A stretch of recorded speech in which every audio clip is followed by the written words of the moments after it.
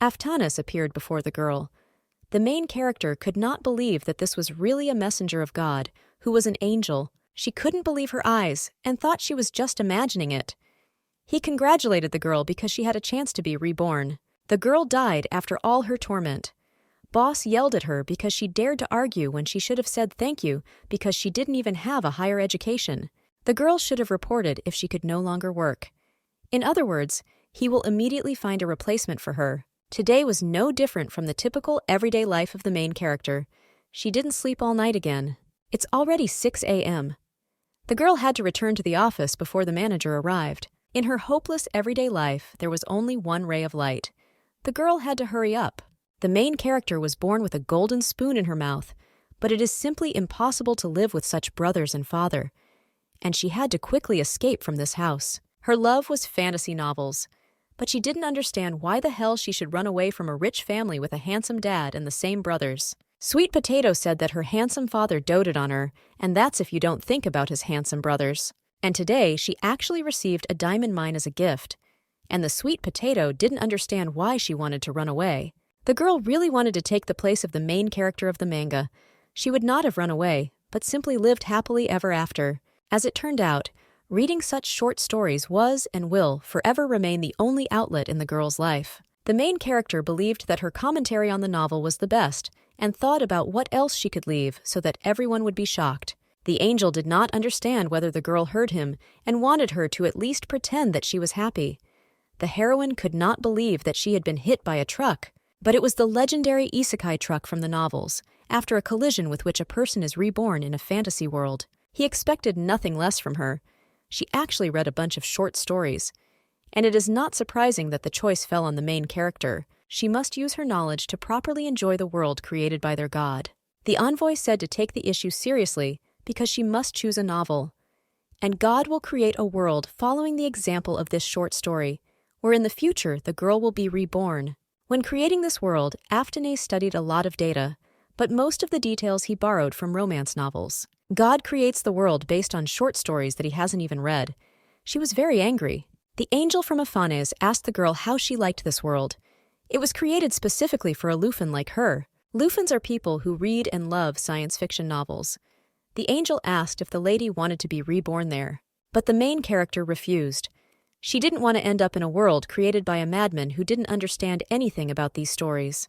The messenger began to become hysterical.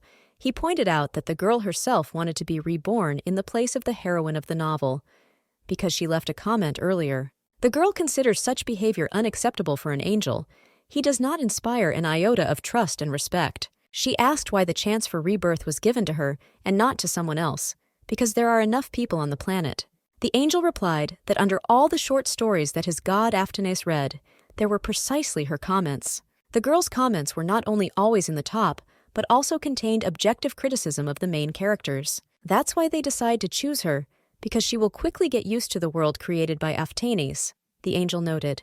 The main character didn't understand whether this god lacked attention because she didn't even need to live in his world, so she immediately gave 0 stars. But she died anyway, so there's nothing left to lose.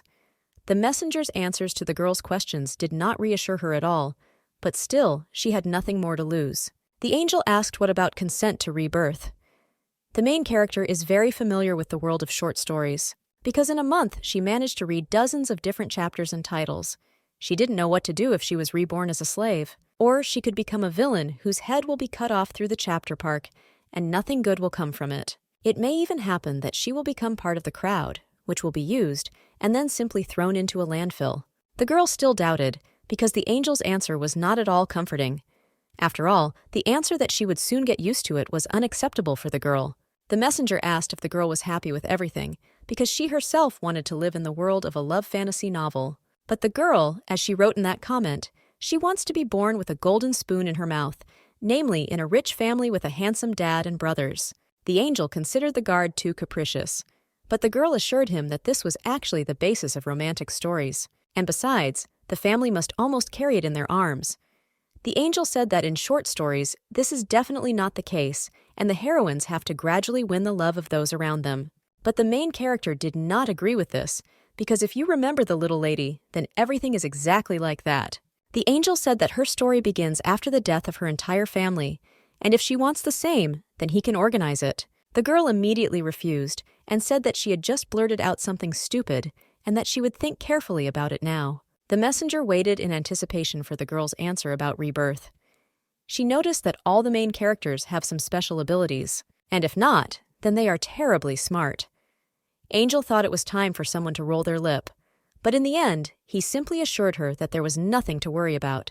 The angel said clearly that if they give her a chance for rebirth, then they will not deprive her of her ability either. Rebirth into a heroine with a handsome dad and the same brother, also endowed with a special ability, was a good option. The main character thought that perhaps the universe really decided to reward her for the life where she worked like a horse. Although she was not a saint, she saw a lot and suffered even more.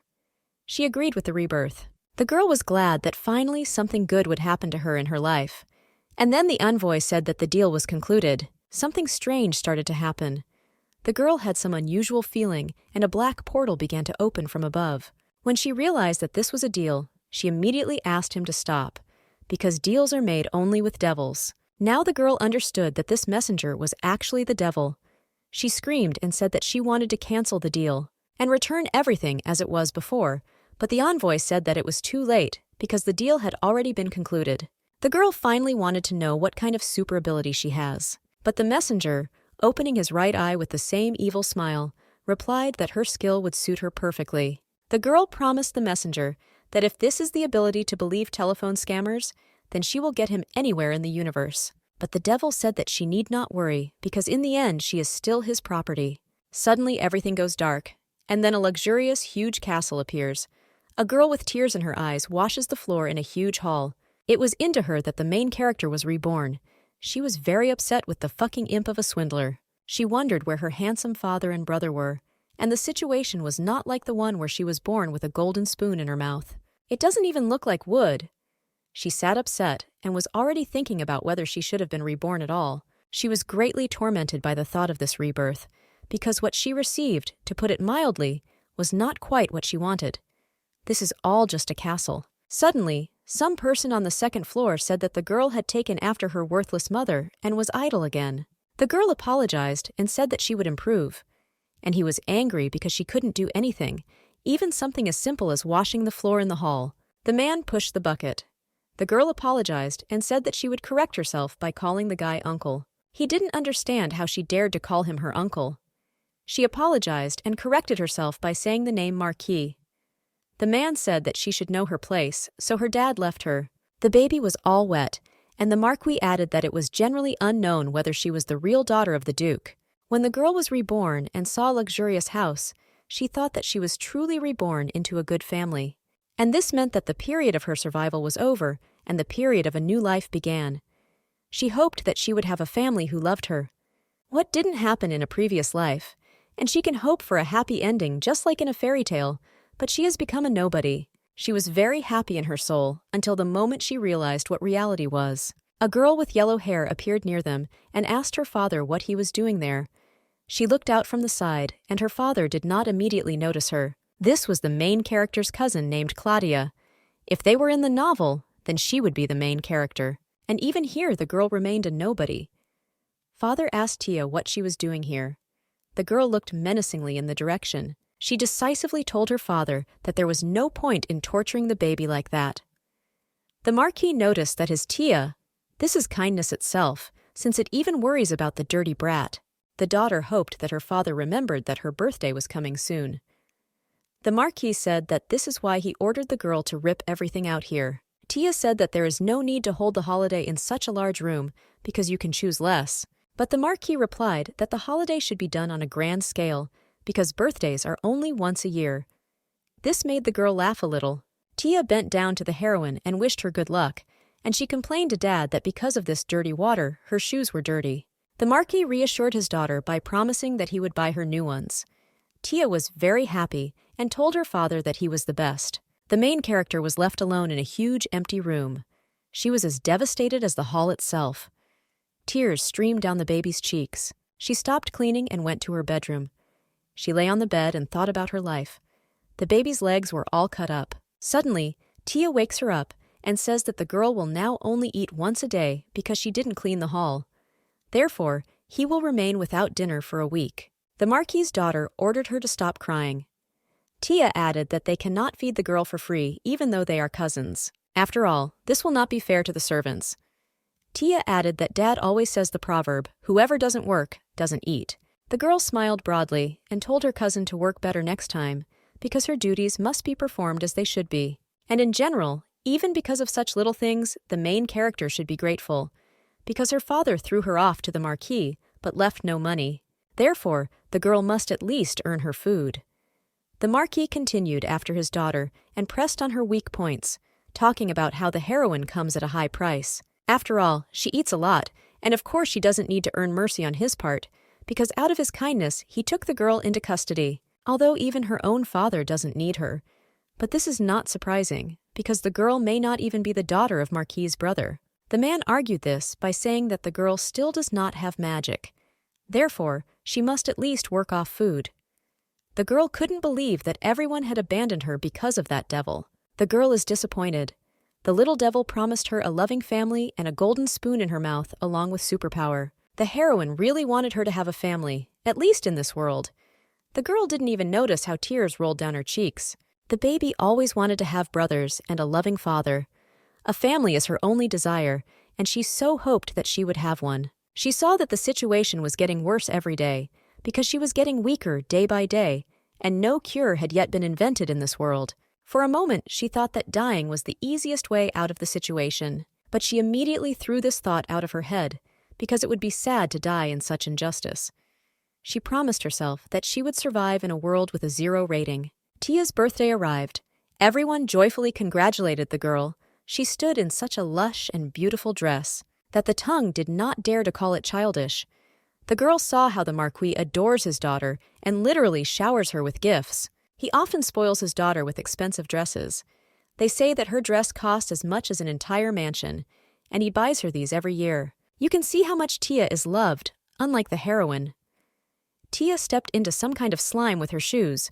The heroine was immediately ordered to wipe Tia's shoes. The girl asked the butlers if she could have something, but they ran away saying of course. She realized that the Marquis ordered no one to help her and not to communicate with her in any way. Suddenly, the enraged Marquis shouts at the heroine, asking whether she should add another week of fasting and whether the beatings were not enough for her. The Marquis didn't understand that the little girl had to go without a week of fasting if she was behaving like this, and noticed that she should have been spanked harder. At this moment, Tia's evil smile is visible.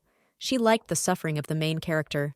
She was ordered to wipe Tia's shoe until it shined. The girl hoped that this was necessary for the plot, and that everything in her life would change, because she is most likely really important to the plot. Phaeton enters the hall. He is handsome, tall, and his hair is darker than darkness, and his eyes are redder than fresh blood. He is the father of the main character, and only recently arrived from the front. He said that as far as he remembered, his daughter did not have golden hair. Suddenly, the Marquis began to serve Phaeton, but the black-haired man said that he did not have so much time to waste it on a bunch of pathetic invertebrate creatures. The Marquis kept asking why Phaeton returned without even warning about his visit. The little girl couldn't believe that this particular man was her father. He asked what was not clear here, because his goal was already clear, and drew attention to the heroine who looked like a thinner mouse. The Marquis replied that the girl simply worked in the Marquis's house. Phaeton noted that his daughter hardly looked like that. The girl understood that he would not recognize his own daughter, but she still needed to try. She asked Phaeton to take her with him. The girl knows that she is dirty, but she just needs to wash herself. She added that she knows how to cook and clean, and she will make full use of the food she eats. The Duke was in complete shock. The little girl promised that she would clean his shoes until they shine every day. Unable to bear it, the girl began to cry. The main character said that she no longer had the strength to stay in this house, and that she wanted to go home. The girl eventually told Phaeton that he was her father, because the Marquis had Tia, and she had him. She tearfully asked her father to take her home. Phaeton quickly lifted the girl into his arms. The little girl did not expect such a turn of events. She could not believe that this was really happening. She was terribly scared. Phaeton said they were returning. She thought she was dreaming because she couldn't believe that he was taking her with him. She didn't come to her senses, and was still hesitating whether now the terrible dream would end and she would get out of this hell. There are literally a few steps left.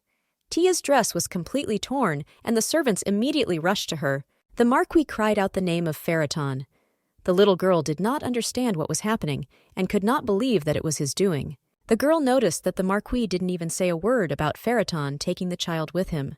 The Duke noticed that they were completely insolent in encroaching on what they had no right to. The girl didn't understand why the Marquis wasn't even indignant, as if he was really guilty of something. The girl woke up in a beautiful room and didn't know what time it was. The maid was surprised that the lady woke up so early.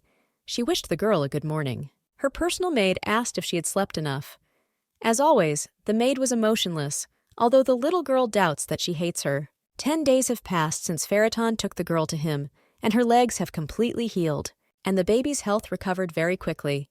She felt as if she was even healthier than before the illness. The girl admired herself in the mirror. She returned to good condition, but she never saw the Duke. She couldn't even believe that she was in the reflection. Although she doesn't really want this, because she remembered how she begged her father to take her away, and she felt a little ashamed of this incident. But she can afford to worry about little things, because now she lives a good life. She feels good in the castle of Pharaton because they feed her here, don't beat her and treat her well.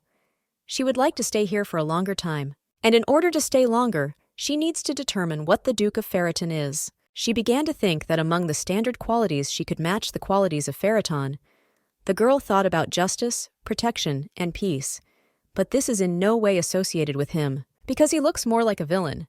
But in novels, there are 2 types of villains. For example, Marquis Terenko, who definitely needs to be executed, and the second type of villains are considered tyrants, who only look like that, but in fact are very good people, and the heroine classified Duke Pharaton in the second category of villains. The girl believes that she is very lucky, finally after so much suffering in her old life, and the not very easy fate at the beginning of her new life passed like a bad dream, and now she can live in peace. She would like to just relax and do nothing, but she never received what the messenger of God Aftanas promised her. Therefore, it is still too early to relax completely. The girl knew that in order to find out who the Duke really was, she had to do something. The little girl ran to work off what she had eaten during her stay with the Duke. The first thing the girl did was to wipe all the windows in the house. The maids tried to dissuade the girl from working, because they could do it themselves. But the girl said that she had promised the Duke, so she had to do it. The main character said that if she could live here just because she is the daughter of a Duke, she would have been here a long time ago. She was abandoned. A child who is abandoned will never truly become his own. The maids tried to stop the little lady, but suddenly the Duke came and asked the little girl what she was doing here. The main character almost had a heart attack. She didn't expect to see him because he's usually not at home at this time, and it's not clear why he returned so early today. The little girl said that she decided to clean up properly. The Duke was in complete shock and did not understand who ordered her to do this, but the girl said that she herself promised that she would work off the food. The man picked up the baby. She was frightened. The Duke noticed that he was still skin and bones. The little girl did not want to believe that she would now be thrown out into the street, and she began to cry. The man sat her down at the table and said that he repeats it again and orders her to eat. The little girl did not expect this. The table was filled with various dishes and products, ranging from chicken baked in orange sauce with radishes, ending with red fish and salads. The girl ate, but she barely managed to eat. Pharaton asked her why she stopped. Is this really all she can eat? But she simply couldn't handle it anymore. It felt like her stomach was going to explode, and with great effort she swallowed what was left in her mouth. The girl was afraid that if she didn't eat more, she would not only be kicked out, but immediately executed. This was the limit, and the baby did not understand what to do with it. Suddenly the maid approached, asking for forgiveness for interrupting. She reminded the Duke that the girl had a smaller stomach. That's why she eats less, and if she eats more than she can, she will simply have stomach problems. The Duke asked the maid what her name was. She replied that her name was Anna. Pharaton said that from today, Anna would be the girl's personal maid. The little girl was glad to know the maid's name, because they see each other every day, and she doesn't even know her name. The girl happily asked if she could really stay in the Duke's house, but he considered this question stupid. But thinking about it, she herself realized that throwing out her daughter immediately after he himself brought her would not be very nice, and he probably has aristocratic honor. She should have guessed earlier, but she was afraid in vain. She was already calm, because she wouldn't have to worry about the house because she was staying with her father. He came to terms with the fact that his daughter couldn't do it anymore. There was an awkward silence. A minute ago, the main character was busy eating, but now it was terribly awkward. She wanted someone to save her from this. A servant came to the Duke and said that because of his early arrival home, they also wanted to see him in the imperial palace. She wanted someone to save her from this. A servant came to the Duke and said that because of his early arrival home, they also wanted to see him in the imperial palace. The little girl was very happy because Uncle Adjutant was just in time. The Duke agreed and ordered the horses to be prepared. The girl realized that it turned out that he had not come in the evening because he had finished his work ahead of time. The father told the little girl not to do anything stupid. She agreed, but she was angry because she had wiped the window until it was shiny. The baby had a hard time with him.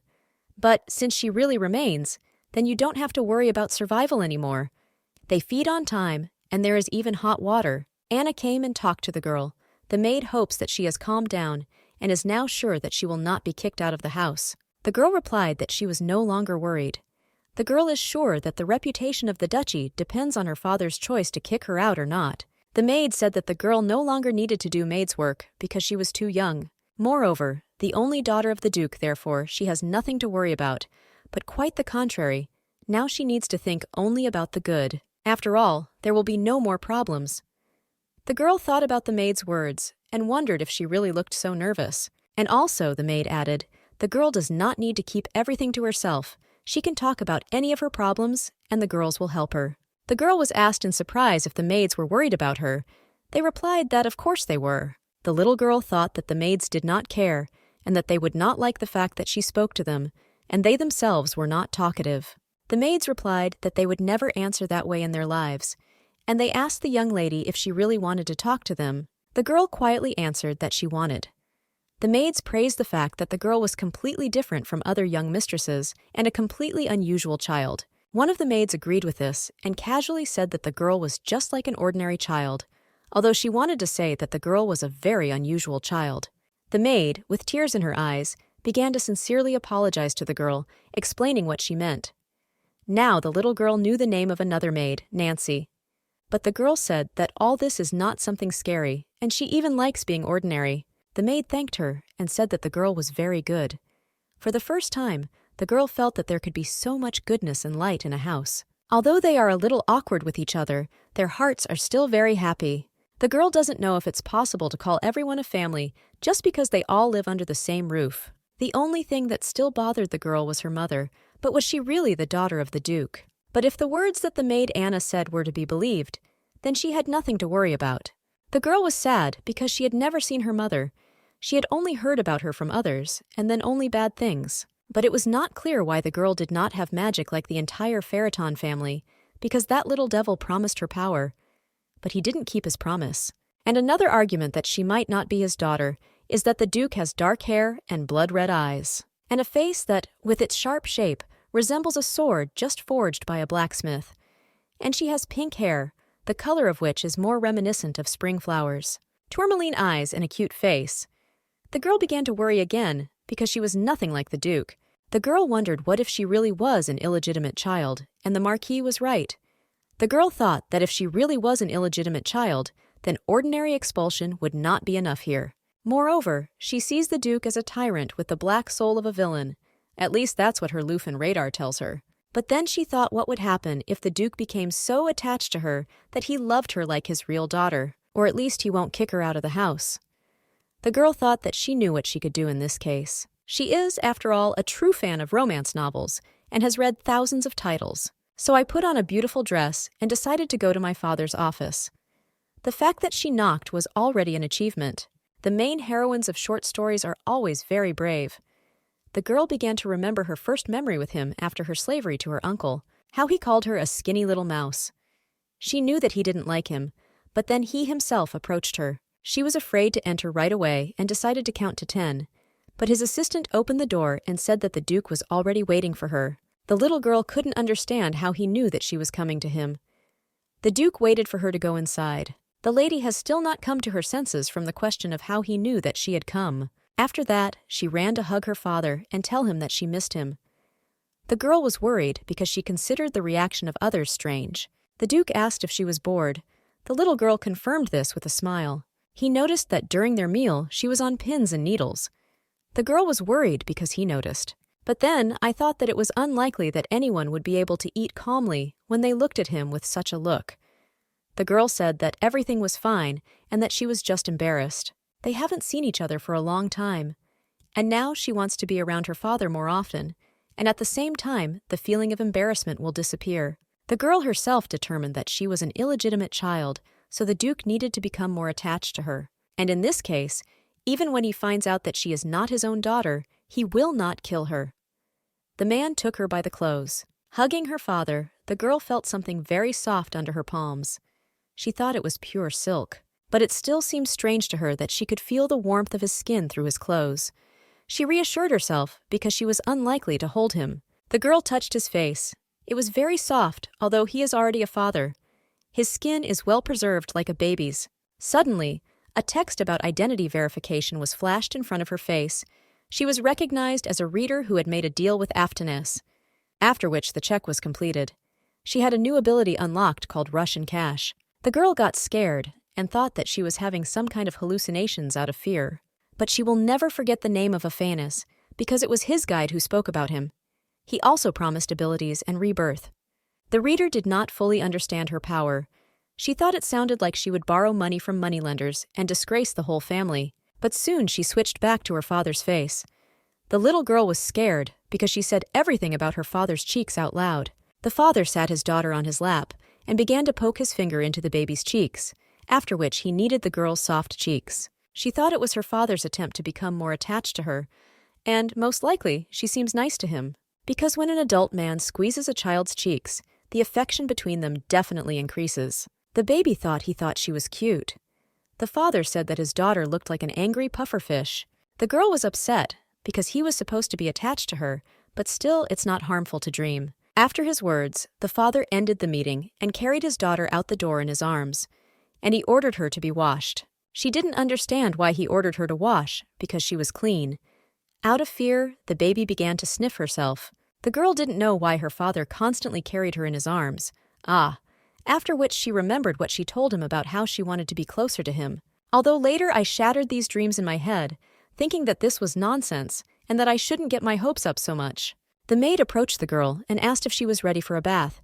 She agreed because it was a good time to think. Already in the bathroom, the girl lay in thought and remembered another serious problem. When she was distracted by the Duke, the notification window disappeared, and the little girl does not know how to view her incoming notifications again. Because of the Duke, she couldn't read. Suddenly, the message is illuminated in front of her again, and she can now calmly read about her new skill. A celebratory letter was flashed at her, congratulating her on acquiring a new skill. It was expected that such a simple condition would be fulfilled quickly. Although the girl thought of doing this much later, the letter said that he hoped that she did not call Aftanas a fraudster and a swindler, but the little girl did not consider these conditions easy. But then she herself didn't understand what conditions were being discussed. Further, the letter clearly outlined the instructions and classification of her superpower. Skill level, F. The reader can use the cash to summon any romance fantasy novella from the list of unread novellas. She can summon and use the skill of the heroine of the novel she summons. But she faced a ban. After all, the use of the ability skill was blocked due to the lack of the summon attribute.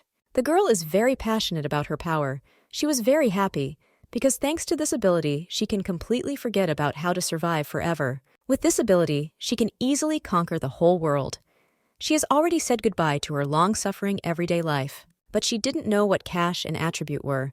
The girl received another notification. She received a task. She will need to prove her worth. After the notification, the following illuminated her. It told her that this world is also filled with danger and dangerous situations. We should not forget about the dangers of the surrounding world. A complete description of the task was revealed to her. It is up to the reader to develop her own skill through her own efforts and by proving her worth. The execution condition is to receive the challenge attribute. The reward for this is 500 cash units. The girl was highly motivated. She didn't care how difficult it was because she wanted to complete the task. That's why I accepted it. But the next question arose for the girl: how to get the summoning attribute. In short stories, the attributes are usually very rare and very expensive items. For example, a sanctuary relic and a magic tower treasure, or a family heirloom that is passed down from generation to generation in aristocratic families. The girl already knew where to find such a family item, and it was the Faraton family heirloom. This was the only relic that could be found within the girl's radius. She hoped that the relic would not have to be hard to find. Suddenly, the girl became thoughtful and thought that she could simply ask the Duke for the relic. It's a shame, but it may also be that among the family heirlooms, there won't be any summoning attributes. She decided to find the relic the next day, as soon as she had slept off. She needed to make a plan. The girl woke up, and the maid asked her how the young lady slept. The girl asked Anna if she was hiding her, but maids are prohibited from entering rooms at night when their owners are sleeping. The little girl thought that, most likely, she made her way deep into the blanket on her own. The maid asked if the girl would like to change her clothes. Suddenly, the rest of the maids entered her room.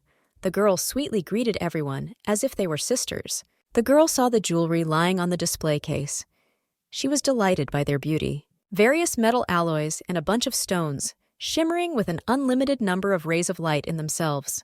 The maid pointed to a hair clip that perfectly matched the girl with the color of her eyes. The maid asked the girl if she would like one like this, because it would look very good on her. The girl replied that the hairpin looked too expensive, but the maid replied that this was out of the question, because the girl deserved to wear as much jewelry as she wanted. And the second added that something much more expensive could suit a girl. The reader found the opportunity to ask where all the jewelry in the house was, calling them shiny things. The maids replied that there was not just one such room, but many throughout the house. The girl was disappointed that there were so many rooms because the search for what she needed would be more difficult. But the maid offered to look at all the decorations. The girl asked if she really could do this, and the maid replied that, of course, she could. The girl thought that if she could get into the best of these rooms, this would allow her to find what she wanted, namely, a family heirloom.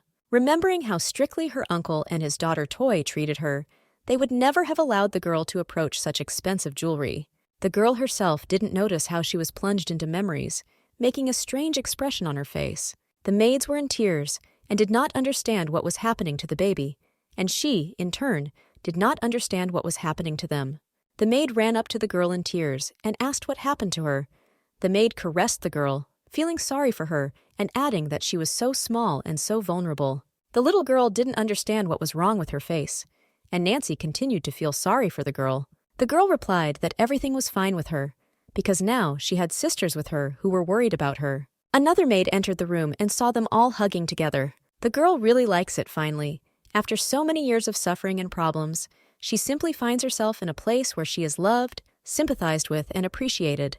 The maid said that if they had already started a tour of the house, then they should start from the most expensive and luxurious place. They decided to go to the estate sanctuary. The maid from the side added that the treasury of the Marquis of Tarrant was not even close to the treasury of the Duke of Faraton. The girl politely asked if they really wanted to go there. The maids replied that the girl was part of the family. Of course, she could go there. Unfortunately, decorations can only be removed from the sanctuary with the consent of the Duke. The girl still sees the point in visiting the treasury. After all, at least he will know whether there is an attribute of summoning among his father's treasures. But as soon as the girl wanted to visit the treasury, Faraton's assistant came. He said that his lordship wanted to see his daughter at breakfast. The girl did not understand why. She was very worried, so much so that not a single piece of food would fit into her mouth anymore. It was like everything became a lump in my throat. The little girl understood that she needed to get used to the Duke, otherwise there would be no progress. The little girl wished her father a bon appetit and smiled widely, and felt that she was about to crack. But the girl decided that apparently she was trying in vain, and then she decided that then she would just eat. They made eye contact, and the father simply continued eating the meat. The little girl was happy because there was pudding on the table, because she simply adored it and was in heaven. She ate the pudding so quickly that she didn't even understand how it happened. The father pushed the pudding to the girl and told her to help herself. The girl was surprised because she thought that he was ignoring her, because he did not respond to her wish of bon appetit, and then the Duke gave away his pudding. She was thinking about whether to ask to try it. She decided that she wasn't, and that it was still worth trying, because she needed to increase affection. The girl thought that she needed to tie her father closer to her, so she sincerely thanked him and began to eat the pudding, scooping up the dessert with a spoon. Suddenly, she wondered how she knew how a real father and daughter behaved. After all, she never had a father, and so, in a serious tone, the Duke asked the girl why she didn't stick to him. The girl did not understand her father, but she did not need to look for an answer, because he simply took her in his arms and pressed her to him. She noticed that when she woke up, her father was no longer in the house. The girl wondered if her father had decided to wait for her today. The little girl began to wonder if her father had some important conversation with her. He carried the girl into his office, sat her on his lap, and he began to write some documents. The little girl did not understand what was happening and why he was doing this. The only question is whether it happened because of her words that she wants to be close to him, or there is another reason for this. He looked at her. As always, he had a frightening look, just like his face. But it seems to the girl that he is not going to do anything bad to her, and everything seemed to be going according to plan. If he gave up his pudding to her with the same frightening face. The girl made her plan for survival. Point 1. See your father often. Point 2 was to always smile at your father. And point 3 was to increase his affection. This means that she should not deviate from the plan.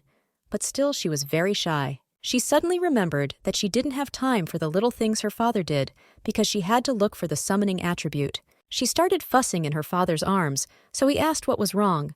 The little girl saw that this situation was a chance to reward her for the treasure.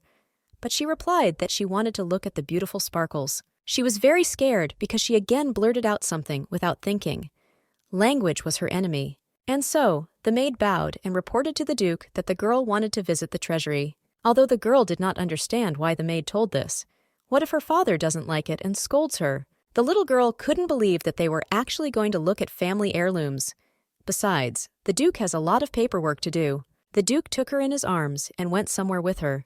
She could not even think that they were actually going to the treasury. The girl doesn't know what her father was up to. She was worried that she shouldn't have let her guard down so quickly. After all, she is the one who knows that one cannot let one's guard down. Having read more than one romance novel, she knows that one cannot let one's guard down even in a dream, because this world is very dangerous. What if the Duke is truly a good person, even despite his status as a thief in this world? Suddenly, the girl hears the sound of the lock opening, and when her father entered the sanctuary, she was simply shocked. She saw the sanctuary for what it really was. It was filled not only with treasures, but also with various trophies. A book caught her eye, and she remembered that the message called her a reader. And then during the explanations and details of how to use her power, she was treated the same way. The girl decided to ask what kind of book it was. He calmly replied that it was a sealing book. The girl got scared and asked if the devil was sealed there. She did not understand why her father pressed her closer to him. The assistant replied that everything was fine, because even though it was a sealing book, there was no one or anything inside right now. The man assured that the girl need not be afraid.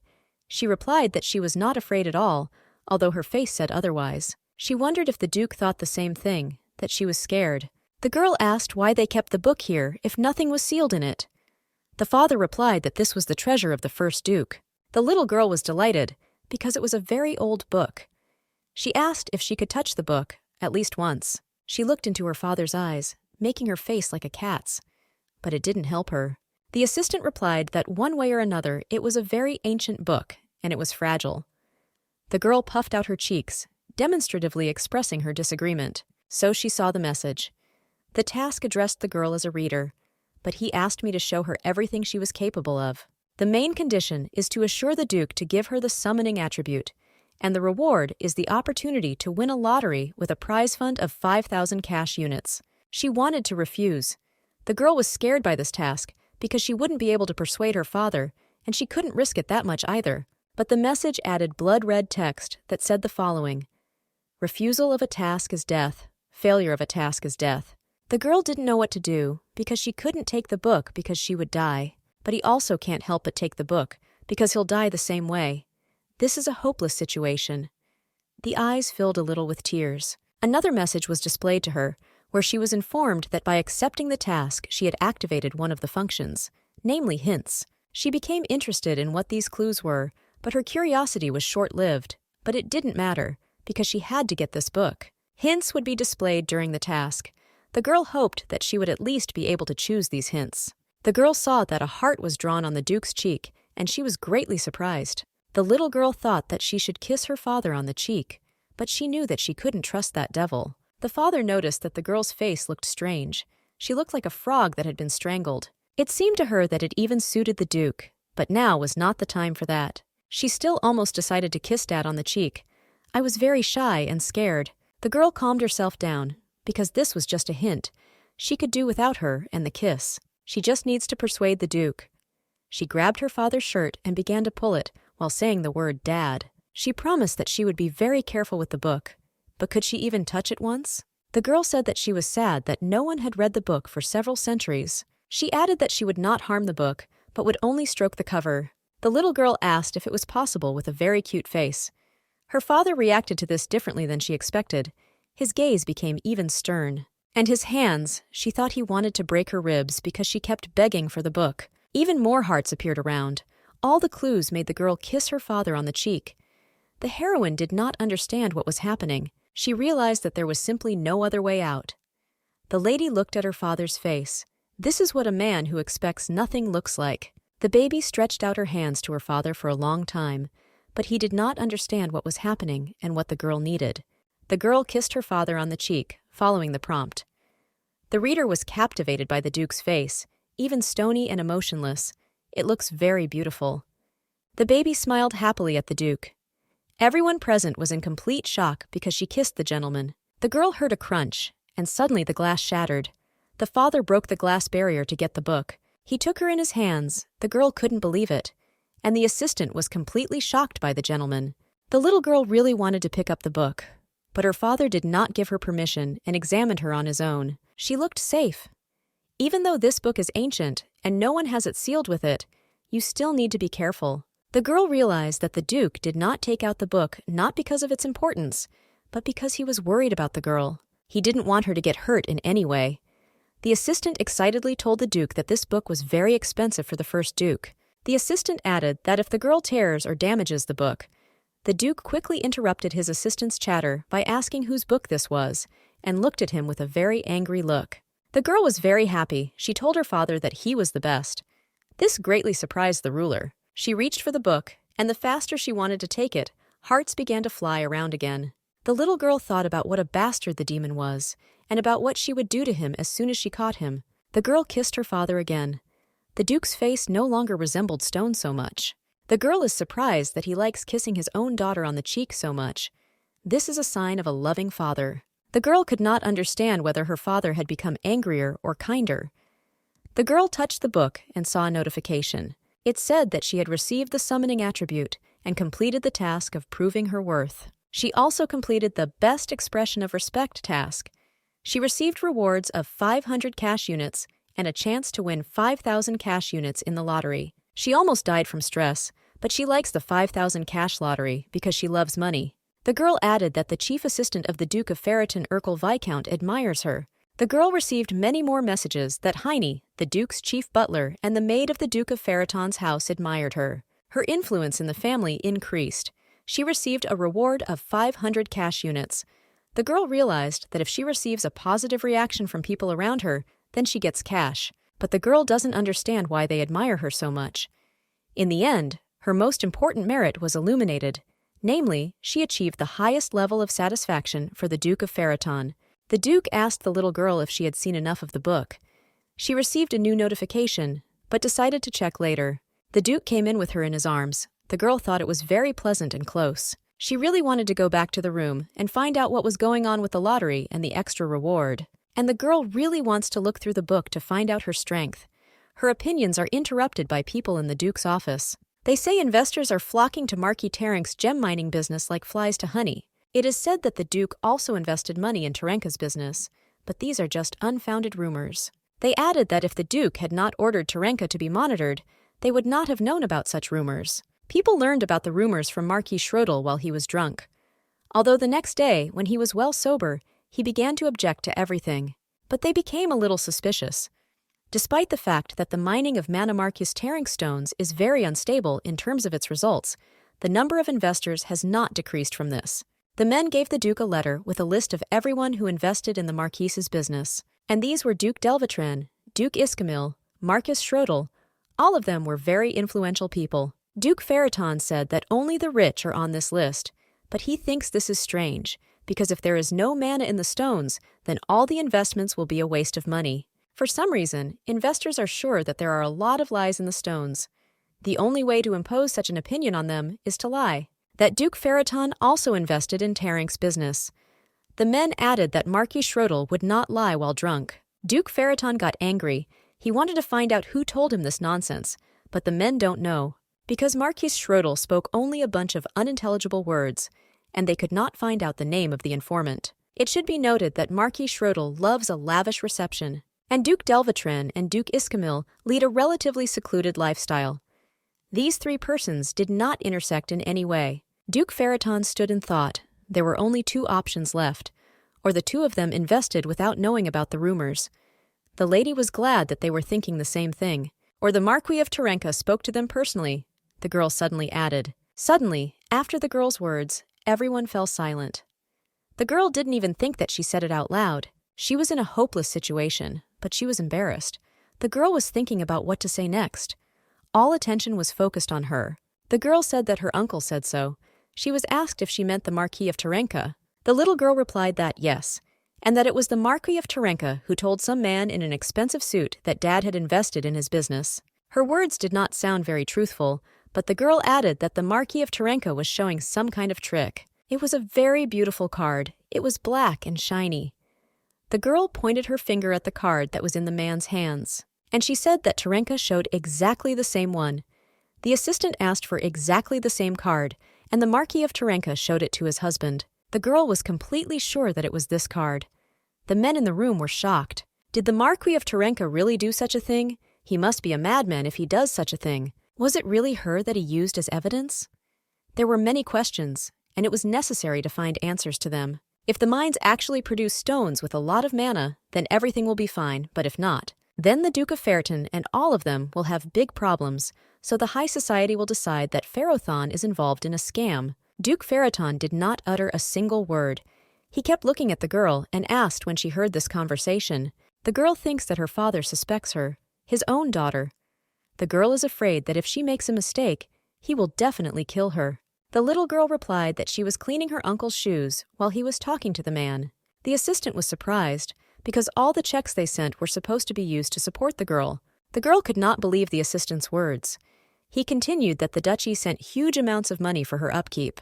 The poor girl really thought that they didn't have money to support her, so they didn't feed her much, and she worked for the food she received. She did everything her uncle ordered her to do. Only on these conditions could she continue to live in the Marquis's house. The girl is disappointed how the Marquis could do this to her, because she is just a small and defenseless girl. Men don't want to believe her, but the assistant says that the Marquis of Terenka loves his daughter madly. At the same time, the girl recalled how her uncle constantly told her that her father abandoned her and did not leave her a penny. The girl does not understand whether she is suspected or not. She said that she ate only 2 times a day because she did not earn money for the third. And when she did not have time to cope with the work for the whole day, she was fed only once a day or completely starved. The men were shocked by the girl's stories. She was worried that she would die because of an incorrectly said phrase. But it's true. The girl fell at her feet in tears and showed exactly how she cleaned her uncle's shoes. And he gave the card to the man and said that it was proof. She continued and said that he showed the card to some grandfather and a man with red hair. She is almost hysterical and assures the men that she is telling the truth. Farraton shouted contentedly, but with an enraged face asked why the hell they were interrogating his daughter. The men assured that they did not interrogate his daughter. He grabbed everyone by the throat with an invisible dark force and began to choke. They begged for mercy, but the father did not want to hear any excuses. Through them, he remembered what he saw in the Marquis's house when he came for his daughter. He extended his hand to the baby. He did not want to interrogate his daughter. The Duke only cared about her. Farraton took his daughter in his arms. Seeing the stained sleeve, he ordered to call a tailor. He announced the next topic to be discussed. The girl wakes up in her own bed, surprising, because just now she was in her father's office. Apparently, the maid moved it. Seeing that the maids were nowhere around, she took out a book. This book has outlived all the Farraton. The book is so old it's almost falling apart. She hopes nothing will fall out of it once she opens it. Of course, it's risky, but curiosity takes over.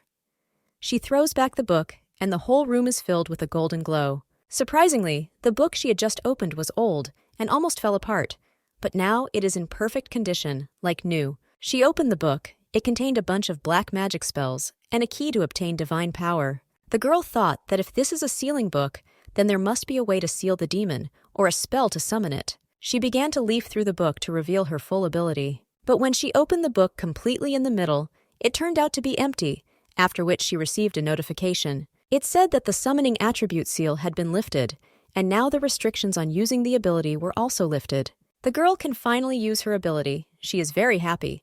But now she has been given a new task called the Path of a Worthy Reader. Its conditions are to use cash units to summon a novel and draw power from it. The reward for this task is 1,000 cash units. The girl was surprised why the program asked her to do what she herself wanted. But how can she summon the novella? She has no idea how to do it. She started trying different options, starting with just waving her hand and shouting appearance. Then, remembering the experience of all the short stories she had read, she checked to see if there was anyone nearby and extended her hand up. In addition, uttering a request to heaven that they allow us to endure the stupidity of the main character and not strangle her through the screen. She got a notification that said that in order to use the power, she just needed to say the name of the novel she was reading. The girl felt ashamed. Her strength is currently bronze level, and she can call upon powers from the romance novels she has read. She called the novella, "I was born into a rich family, but I still want to escape." Thanks to the abilities of this novel, you can forget about the fear of exile or death. But suddenly, she did not have enough cash to call this novel. The girl is angry, because in this life she does not have enough money. She was illuminated by a notification that she had 1,000 cash on her balance and a lottery for 5,000 cash. She ordered the lottery ticket to be used. The girl is disappointed because this lottery is an ordinary scam. She decided to be optimistic and hope for the best. She received a greeting about winning 100 cash units. Just like in her previous life, she won a maximum of 101, while others won 1,000 or even 5,000. The girl was lying upset. It's unlikely that 1,100 cash would be enough for her to call the novel. The notification said that there were 1,100 cash units on the balance. The little girl didn't understand why put pressure on the patient if she herself knew. She remembered another message that she did not have time to read. The girl did not receive a reward for the fact that the level of satisfaction of the Duke of Ferriton reached the highest value. After the calculations, she was given a reward. It was the opportunity to rent the novel for 3 days. The girl was very happy with such an award. It was even much better than 5,000 cash, because it was not a chapter, but a work. She is very grateful to the Duke, although she does not know why she pleased him so much. As it turned out, collecting cash is difficult, but for now she will save her capital for something more important. The maids knocked on the girl's room, and she quickly hid the book. They apologized for not being there when she woke up. The girl replied that this was not such a big problem. The maids asked the girl if she was hungry. After all, she missed dinner because she fell asleep. They decided not to wake her. The girl replied that she didn't even notice how she fell asleep. The maid replied that most likely the girl was just very tortured. No one expected this. The maid said that the girl nodded off at first, and then completely sat down on the Duke and fell asleep. She was shocked when she heard. The maids were even scolded for being so bad at holding back their laughter. The girl was scared and hoped that it was the maid who carried her. But Anna replied that the Duke did it. The girl said that next time the maid should do it for him because she did not want to be a heavy burden for him. But the maid said that her father truly appreciated her because he not only carried her to bed, he also called a tailor to make clothes for her, although he himself is so lazy to do this that the butler always needs to look for some kind of approach to the Duke. The maid added that Duke Ferriton was truly worried about her. The girl realized that she had made the maid worry about herself again. The girl replied with a sincere smile that she was fine. The maid continued by saying that the Duke simply did not know how to express his own feelings. The maid shared that she previously considered the owner to be perfect in everything, and there was nothing about him that could be found fault with. But he did not need loved ones, and did not understand those who try for the people dear to them. The maid since then began to doubt the Duke's ideality, but after she saw the Duke's attitude towards his daughter, she understood everything. He just doesn't know how to express his feelings. The girl asked if she really had feelings for her, and the maid replied that she did. And recently, they have learned about those aspects of the Duke's existence that they had no idea about. However, members of the Ferriton family are different from ordinary people. The girl wondered what the difference was between them and ordinary people. Another maid corrected her colleague by saying that she just wanted to say that the representatives of the Ferriton family are special. The girl heard enough to understand that her family was not called ordinary, and she said that she was very hungry. The maid asked if she should set the table right away.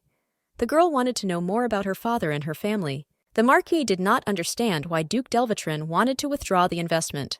The Duke replied that it had just become known that the Marquis Schrödel wanted to withdraw from the list of investors. Also, another investor stated that he wants to terminate cooperation. The Marquis of Tarenko was upset and anxious. Star was the last of the investors, and Galleon Bank refused the loan request. Marquis Tarenko has had his title for 5 years now, but is about to fall to the bottom with just one movement of the Duke of Ferraton's hand. Did investors really find out that Ferraton did not invest in Tarenko's business?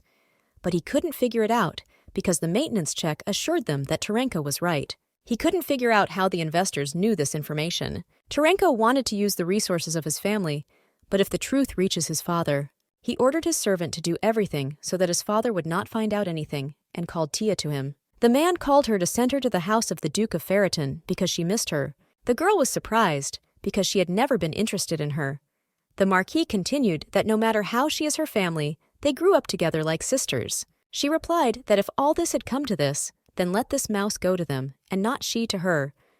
The Marquis replied that he knew that the girl needed to visit Tia, but it is unlikely that Ferraton will fulfill her request. The girl said that indeed, apparently everyone in the house hated the Duke's daughter. After all, she was the only one who treated her well. Nothing can be done, Tia will have to go. The Marquis was very pleased with his daughter. He ordered his daughter to find out how the Duke's daughter lived and how Ferraton was doing. She was self-confident. She believed that the girl would be happy to see her. And she added that this mouse will probably be in 7th heaven when he sees Tia. At the same moment, the Duke's daughter had an itchy ear during a meal, and she did not understand the reason. The next day, the girl sat down to draw. She was in a good mood, so she sang along to a cheerful melody. The maid said that the girl drew beautifully and called what she was drawing a pineapple. The girl turned around and said that it was not a pineapple, but she were holding hands. The maid held back her laughter, after which she began to praise the drawing, although she said that it looked like a pineapple. Surprisingly, the girl's plan worked. She was thinking about how to appease several more maids in this way. The little girl began to imagine how the maids gave up everything for the sake of her drawing, and they are even ready to give their heart to the little lady, and they would behave like stalkers. While the girl was daydreaming, the maid called her for a walk. The maid invited the girl to visit the glass gallery, which is located in the Duke's house. Now the girl believed in the world of the novel. She ran with all her might to look at the glass greenhouse. Going down to the greenhouse, the girl got caught and fell right at the feet of Duke Ferraton. He asked the girl what she was doing here. She replied that she had fallen. The Duke asked a strange question why she fell, but for her the answer was absolutely logical, because she fell.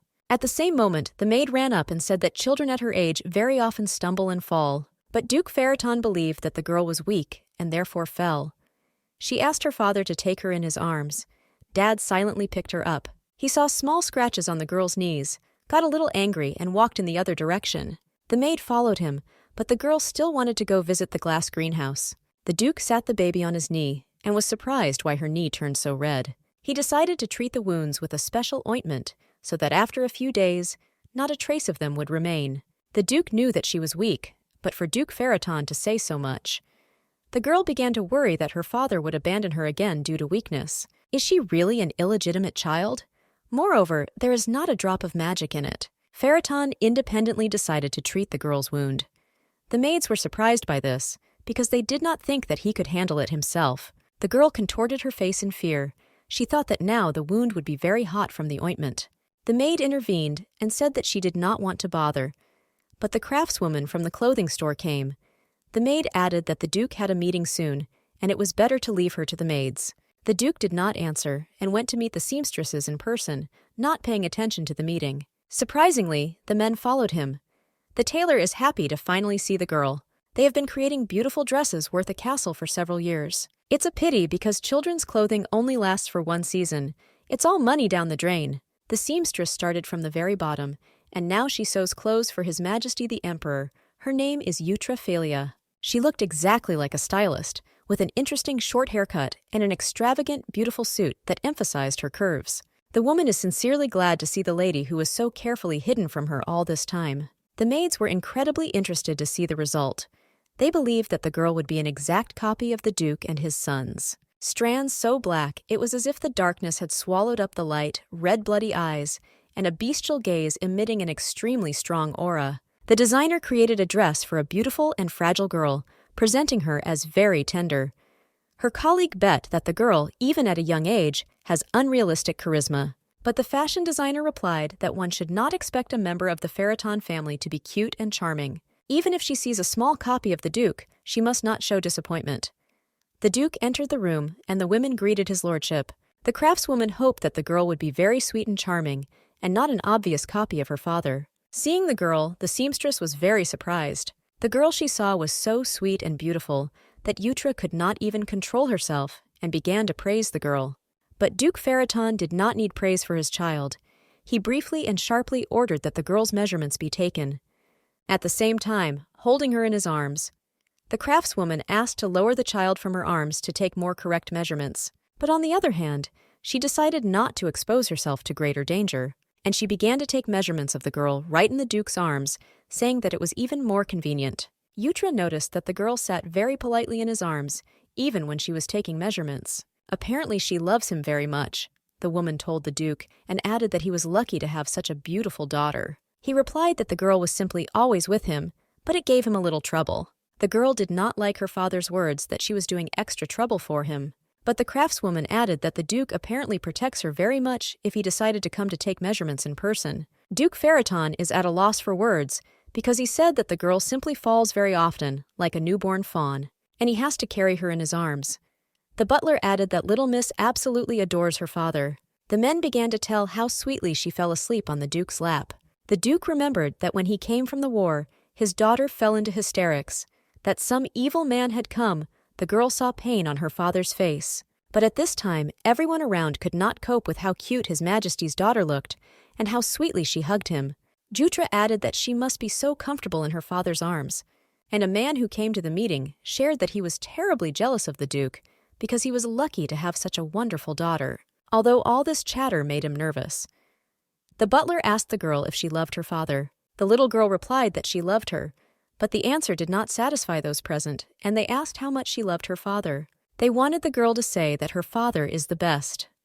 The girl was tired of all this, and she showed how much she loved her father. Touching finger to finger, she said that's how much she loves Dad. Everyone around asked the girl. She said that she loved her father, that's all, and once again showed the gesture with her fingers and added, just a little bit. Everyone present in the room forced the girl to tell her how much she loved her father. Already mentally, they began to write a will, dig their own graves, and plan suicide. But the girl added that if you take away just a little from her love, so much love will remain. The little girl spread her arms on both sides to show how much she loves her father. The little girl added that if you take away a grain of sand from the universe, then what remains will be how much she loves her father. All those present were enlightened by the girl's improvisation, but the Duke said that he had not heard. The girl repeated that if you take away a drop from the universe, then all that remains is the girl's love for her dad. Everyone was delighted with the daughter of Farraton.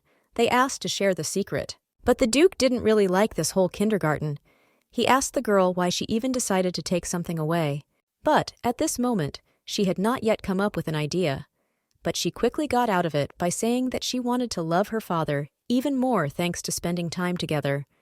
The girl added that if her father was always there, her love for him would become even stronger. Everyone who stood in the room understood why the girl took a little bit. The girl was praised in different ways. They said that she was such a young lady, but already thought like an adult. And everyone was simply speechless at how sweet the girl was. The reader is happy. Everyone seems to have fallen for it. But the girl saw her father's look. It looked as if he didn't like it. Yutra noticed that why the girl's size was larger in previous years, she thought it was strange. Even the clothes she brought were a little extra, but this shouldn't cause problems. The woman asked to lower the child to the ground so she could try on clothes. But the Duke asked why the girl should try on this. He added that they already take all these clothes, just let Yutra. Will fit everything to the girl's size. The Duke said that he buys absolutely everything that she brought. Yutra considers herself very lucky. She replied that she was obeying, but the Duke put forward a condition, so that the sleeves are either exactly to the wrist or very short, so that she cannot take the sleeve with her fingers and lower it to her palms. The baby thinks that the Duke is not her real father, although he seems not so bad. Meanwhile, Tia arrived at the house of the Duke of Farraton, although she was not very happy about it. She saw the entire castle. They say that if you collect all the Duke's gold, you will get a mountain higher than the magic tower. Apparently the rumors are true. Tia was surprised and asked why they didn't stop at the gate. It was just an extension. Here, everywhere you look, every building resembles a main mansion. No one was warned that the daughter of the Marquis of Terenka would visit the castle of Duke Faraton. Tia was surprised why some poor butler was greeting her. She came to visit her beloved cousin. Does this really require permission? The butler replied that next time a formal letter requesting permission to visit should be sent. Otherwise, the butler will not be able to let the girl in.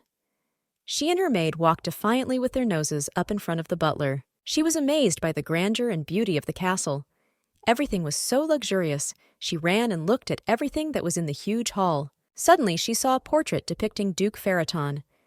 The previous time, the girl could not see his face because she was very frightened. She was surprised how a mere mortal could look so majestic. Tia dreamed that her father would be like Faraton, but he will also work well in the role of an uncle. The girl is very confident in herself because even the maids from other houses are delighted with her. This means that Faraton will definitely be delighted with her. Tia knew that the more a person is afraid, the more lonely he becomes. Therefore, it is she who will save him from loneliness.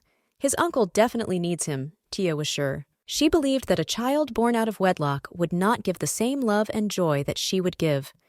Tia wants to take her cousin's place. The lady is sure that such a dirty child does not have the slightest right to live in such a luxurious estate. Suddenly she saw the same scary and dirty little mouse. But the image of the mouse was only in Tia's head. She was shocked by how beautiful the girl looked and how good the color of her hair was. It's like a completely different person in front of her. Tia wondered if she had always been so beautiful. She was furious because her cousin didn't even pay attention to her. In her opinion, she is even more unscrupulous than Tia could have imagined. The little girl said that it would be more shameless to appear in the house without an invitation and not even think to say hello. Tia replied that she came to her cousin because her father said that the girl missed her very much. The little girl asked with a grin. She began to read out morals for the girl and say that she should be ashamed of such behavior. Although it's not that the reader didn't get bored, she simply forgot about the Marquis and his evil daughter as if it were a bad dream. She decided to put pressure and said that her dad told her that the baby was not the daughter of the Duke and that she was an illegitimate child. And her mother cheated on him. She called the girl an illegitimate freak. And she didn't understand how she dared to live in the house of Faraton with her head held so high. Suddenly, an immediate task dawned on the girl. She needed to get rid of this lump in her throat. You can't do without a sip of refreshing soda to make your life easier. Oddly enough, before her rebirth, she even left a similar comment about the main character. The reward for completing the task is the opportunity to win a lottery with a prize fund of 2,000 cash. Penalty for uncompleted task, temporary removal of reincarnation improvement. The girl was ready to do anything for the sake of the cash, so she accepted the task. For the little girl, cash was above all else. But Tia did not understand that this was happening to her cousin. Tia thought that if the girl was silent and didn't say anything, then she finally understood everything. The girl shouted, "Hey, Tia!" She asked her cousin if she had said this to her. The little girl asked haughtily if anyone other than Tia was in the room. Tia didn't understand how this mouse even dared treat her like that. She got angry as her cousin still looked down on her. The girl asked the main characters of the short stories to give her strength, but she answered Tia that she hadn't even started to look down on her yet. She wanted to press on a weak point by saying that if the cousin put on a beautiful dress, then everything suddenly changed. Tia said that Duke Faraton simply felt sorry for her because she looked too insignificant, and added that this dress was not the girl's property. The baby was surprised that some dress had pissed Tia off so much. The uninvited guest added that if her cousin continued to behave so condescendingly, then everyone would turn away from her and hate her. Tia said that her father said that if she was treated specially, she would take it for granted. That's why he gave her as much food as she earned. But as it has now become clear, her father's attempts to raise the girl were in vain. Tia said that she wouldn't be too surprised if Duke Faraton kicked her cousin out of the estate. Be kicked out someday, but she definitely wouldn't be kicked out for what she said now. The girl called Tia the daughter of the Marquis of Terenka and shouted to her with rage. She asked her how dare she call her, the daughter of the Duke of Faraton, arrogant. Tia didn't know how to respond and said that the reader should treat her with respect, and was surprised that she wasn't taught manners. The little girl considered herself simply irresistible, and the only cooler thing is the egg. She, as always, used her only argument that the girl's mother cheated on Duke Faraton and gave birth to an illegitimate child. The girl asked if she was responsible for her words. Tia calmly replied that she was answering. Terenka family at stake, she agrees again. The lady said that she would ask her father now. The girl started to leave, but Tia asked her to stop. The reader stood her ground and wanted to ask the maid about her pedigree, because the daughter of the Marquis was interested in this. She ran into the arms of her maid, and with tears in her eyes said that the girl called her arrogant, and that Thea should bow before her. Tia showed herself to be a victim, as if she came here for her cousin, and she treated her so badly. Tia's maid began to lecture the girl about how she had no right to behave like that. But here, everything is different. The girl is completely safe. The girl's maid Anna said that she sees how Tia and her maid have completely lost their fear if they allow themselves to speak to the daughter of Pharaton in such a tone. Tia's maid replied that she simply asked her cousin a question about her actions, because she needed to immediately indicate where the girl was wrong. Anna stood her ground and asked where exactly the girl was wrong. After all, it was the Marquise's daughter who behaved badly towards young Miss Pharaton. But the maid stood her ground, adding that Tia did not intend to insult the girl and even brought a gift. And the gift was one of Tia's dresses. She added that she saw how her cousin looked at them, and that's why she decided to give it to them. Tia walked closer to Miss Pharaton and looked into her eyes with an evil smile, asking if she wanted him. The Marquise grabbed the girl's hand and invited her to make peace. And she added that she apologizes for all the rude words. She still wanted to add something, but she was interrupted by the Duke of Pharaton himself. The man said that Tia talks too much like she was stealing his daughter's dresses. Everyone is surprised why the Duke is home so quickly. An hour ago, he was sitting in the interview room with a very angry face. They said in the room that a common solution needed to be found, and that the issue of awarding awards to different military divisions needed to be examined again piece by piece. And later we need to get together for a second discussion. They looked at the time. It was already late. The man did not know whether he would have time to buy his daughter an eclair, but he was assured that there was nothing to worry about, because he could always ask a servant about it. But the man refused, because the eclair bought by the servant could not compare with what he himself would bring. The man said that every time he comes to his daughter with an eclair, she will happily greet him and kiss him on the cheek. Unfortunately, perhaps all the eclairs from this confectionery have already been sold out, because they instantly fly away. Therefore, it is unlikely that he will have time to buy anything. This means that he won't receive a kiss from his daughter either. Fury appeared on the Duke's face, and everyone around became worried and decided to continue the meeting. But suddenly, the Duke asked where exactly the pastry shop with these eclairs was located.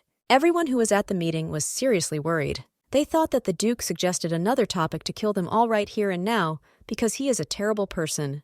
The men politely asked if he was really interested in these eclairs, but you wouldn't guess right away. But suddenly, his colleague interrupted and scolded him, saying that the man's insight was zero, but from the very beginning he speaks and then thinks. They continued the meeting, but the assistant approached the Duke and whispered something in his ear. The Duke instantly got up and went, saying that he had urgent matters to attend to. The men in the room insisted that the Duke had already missed more than one meeting, and they needed to sort everything out. He glared at them and asked since his attendance at meetings became mandatory. The previous time he ran away from the meeting after learning that his daughter was wiping the windows, after which the Duke stopped going to them altogether, and all because the girl wanted to always be near him. Terenka had arrived at their castle, but he was much more enraged by the poor treatment of his daughter than by the fact that his name was exploited in the Marquis' scam. Surprisingly, Duke Pharaton is a special person. He does not need emotional connections and affection with people, and his sons are the same as him in this regard. Everyone except the daughter. The assistant said that it was nice to look at her, and quickly corrected himself by adding that it was nice to see how much the Duke protected her. The Duke replied that this goes without saying. He is obliged to protect her until she grows up. Although for Miss, the Duke is just an ordinary loving father, no different from others. The assistant asked if he thought his daughter was cute and beautiful. The Duke ordered the assistant not to talk nonsense. He instantly apologized. Although the Duke understood what was hidden behind the question, the assistant did not understand what the Duke was talking about. Pharaton continued that the daughter cries a lot. She falls and cries again. Probably the fact is that she does not have magical powers, and that's not all that's surprising for the Duke. It's strange to him that she says that she misses him, and when she kisses him on the cheek, and also falls asleep right on his lap. Although the Duke considers his behavior much more strange, when he looks at her, his body reacts very strangely. His theory is confirmed every time. When he is next to her, he feels completely different, and when he himself feels as usual. Presumably, these are the dirty tricks of the Marquis of Terenka. The assistant asked to describe everything in more detail, because it was akin to a curse using the blood of a relative. The Duke said that the heart trembles and buzzes, as if instead of a heart, there is a hive filled with bees that are constantly buzzing.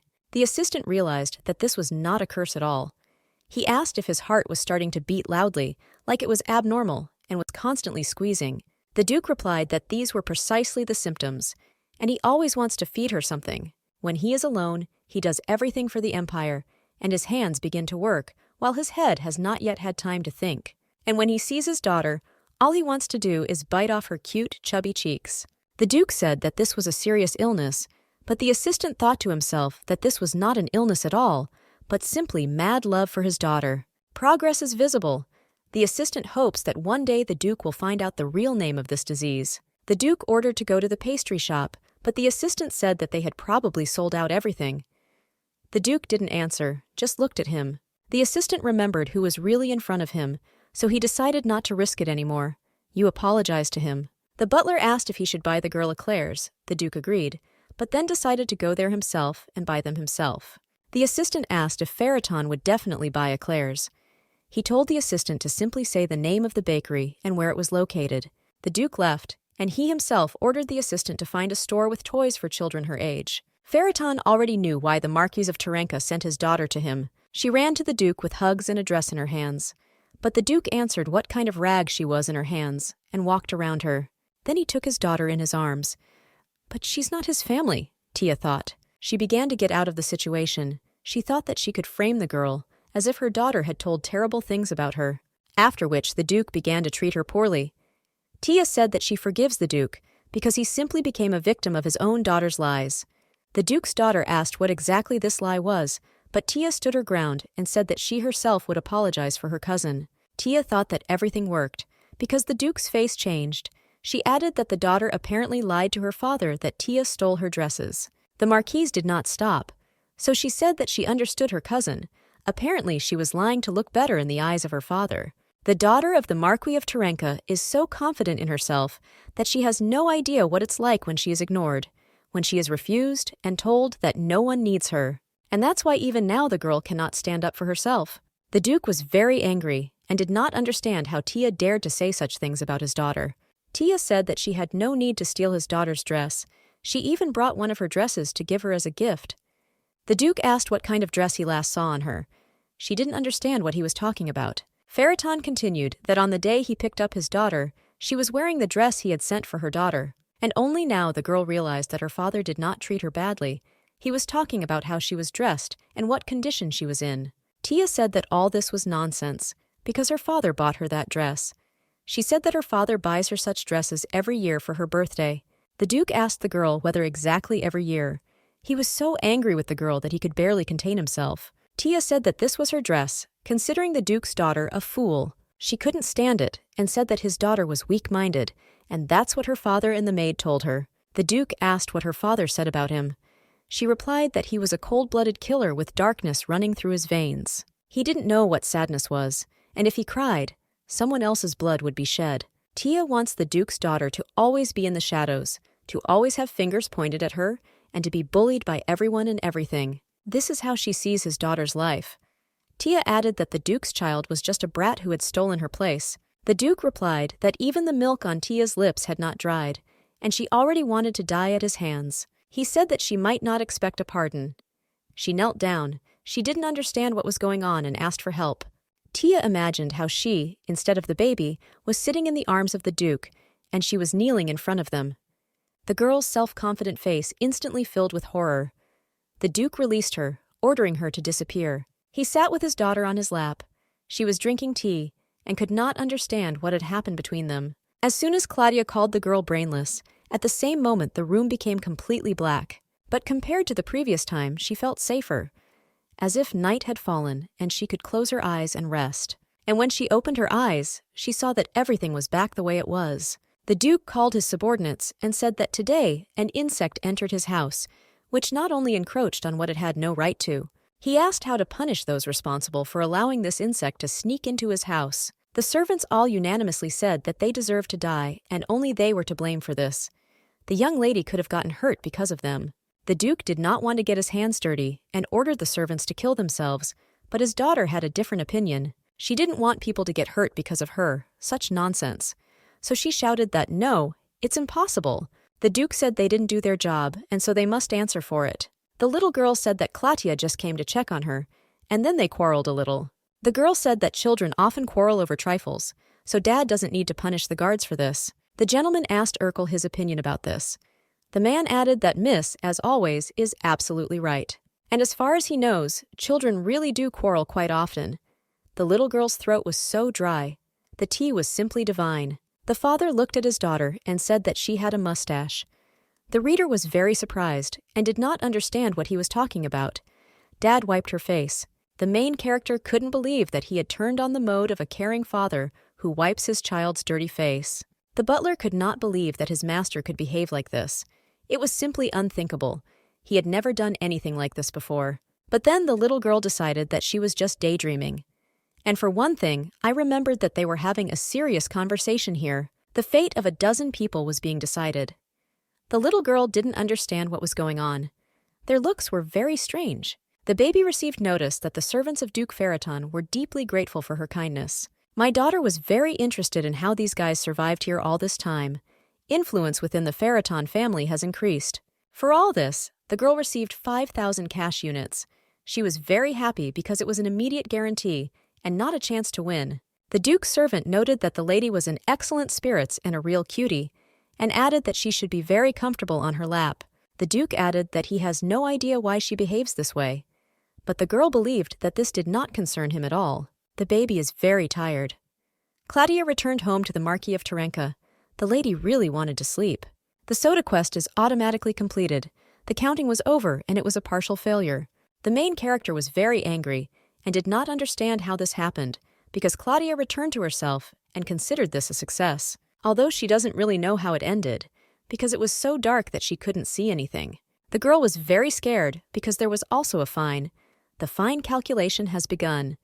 Since the failure was partial, another fine was assigned. The penalty was stale soda. It was disgusting, no bubbles. The little girl didn't know what kind of fine this was, but it sounded insulting. The reader received a message that she did not deserve to be the main character. While the fine is in effect, she should reflect on her behavior. Her reincarnation buff will disappear randomly. The girl did not understand what it meant to accidentally disappear. Initially, the penalty was the cancellation of the reincarnation buff. Due to the fact that the failure was partial, this buff will begin to randomly disappear. Buff she had. The girl swayed from side to side. Someone knocked. The little girl allowed me to enter. It was the Duke. The girl was scared and didn't understand why he came. For some reason, the lady doesn't even want to get up. The penalty for not completing a task is activated. The girl was very scared because her reincarnation buff was about to disappear. The father sat down next to the baby. She noticed that nothing seemed to have changed. The girl was hungry and wanted to sleep. The daughter told her father yum yum, thereby hinting that she is hungry. Dad asked again. The girl sadly asked if there was a yum. The little girl with a smile asked her dad to give her a cookie. And then the main character realized that she had accidentally slapped the Duke on the thigh with all her might, so she was very scared. The baby began to understand that the loss of the reincarnation buff means the loss of the ability to think like an adult from her past life. The main character did not want to believe that she would behave like an ordinary doll. Suddenly, her thoughts became a little more reasonable. The little girl didn't understand how it worked. The reincarnation buff will appear randomly. The girl began to knead her thigh with her paws, like a kitten. She thought that this was too much and hoped that the cash would not be taken away. The little girl understood that if she wanted to survive, she should under no circumstances anger the Duke. Dad asked how she was doing with Akitas. My daughter asked me what Akitas is. The father said that this was the book that she took then. The girl remembered that beautiful book. The Duke asked if she was beautiful. The girl said that she was fine. Dad thought about it. The main character said that that book changed a little in appearance and became very beautiful. So also shining. The baby reached out to the Duke because a heart appeared there. She repeated that he was handsome. The father asked if she was talking about Atticus. The little girl agreed. The girl also added that when they say that a person is handsome, then they should say thank you. The Duke was surprised. My daughter said that she would also say thank you. The ruler did not understand what he was talking about. The main character loves it when people say nice things to her, and she assumed that Dad was probably happy now too. The little girl thought that suddenly after that he began to like her more.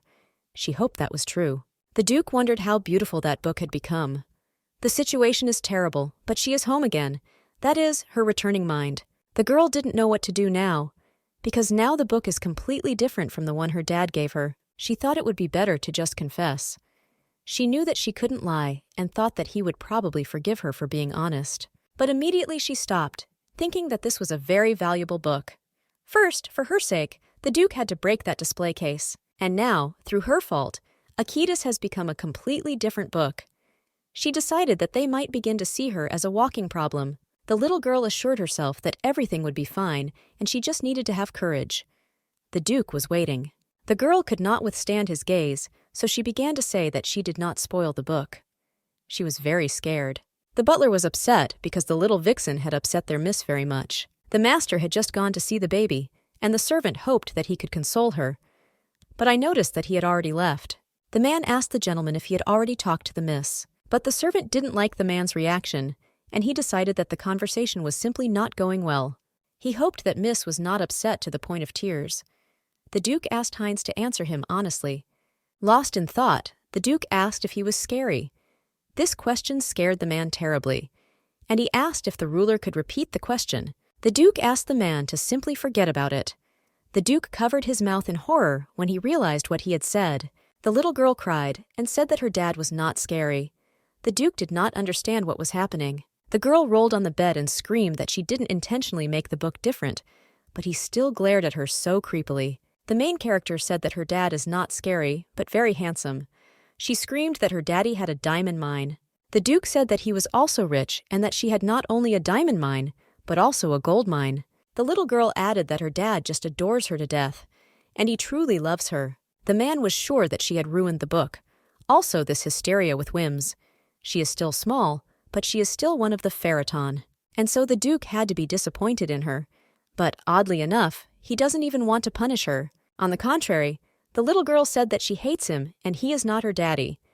This surprised the Duke. The man asked if it was true, barely holding back his laughter. And then the Duke noticed that the maids had left the room. The Duke asked what they had there. The maids were very frightened when the master addressed them.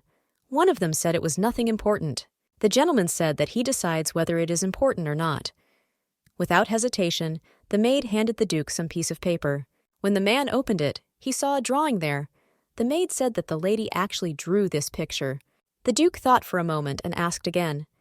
The woman showed how in the drawing she and Miss were holding hands. And in the next picture, she hugs her. Another maid boasted that she painted it 3 times, and then one of them noticed that their drawings were unlikely to compare with the one she gave him. After all, he was her dad. Because they assumed that she had drawn a whole stack of drawings for his lordship, they were sure that Miss had drawn a cool dad. But the Duke did not react at all, and the maids became thoughtful. The man reported that he received nothing. The maids were as shocked as possible, and didn't even know how to react and why they were even saying this. The little girl thought about what she had done, because it's as if she's asking for death herself. Because of this fine, she is finished. Nancy decided to take stock of what had happened recently. The Duke sat opposite, waiting. The head butler, worried that Miss is very upset, sends the gentleman to console her. However, she ended up crying during their conversation, although she had not cried before. Moreover, his lordship is unlike the rest. I have not received a single drawing from Miss, although he is her father. The conclusion suggests itself. Nancy said that it seemed that Miss simply hated his lordship, but others immediately interrupted her so that the Duke would not hear it. The servants immediately pulled Nancy out of the room, gagging her. Anna decided to ask if Miss said anything while she was crying. The gentleman said that the little girl told him that he was not her dad, and also said that she hated him. The maids were shocked. Nancy asked if he hugged her when he consoled her or smiled with warmth. The Duke did not understand why he should do this. Anna couldn't believe it was true. She asked the gentleman if he felt something when he hugged her over and over again. The man thought about it. The Duke began to remember. He felt her gentle breath, soft cheeks, puffed up like a pufferfish. Anna advised the gentleman to visit her one more time. Nancy said that it was he who brought the lady to tears, and that he should console her. Yum means yum, and what is Patenka? The servants were in complete shock. The main character did not know what to do now. Perhaps she is not even his family, but she dared to say such a thing. The baby has grown old from all this stress. Anna asked Miss how about dessert and if she was hungry, but the girl said that she would not, because she will die soon and she has no time to eat. Anna understood that nothing could be done, and she probably wants the food her dad will bring. The little girl jumped up when she heard about this, so she asked again. The Duke came into the room.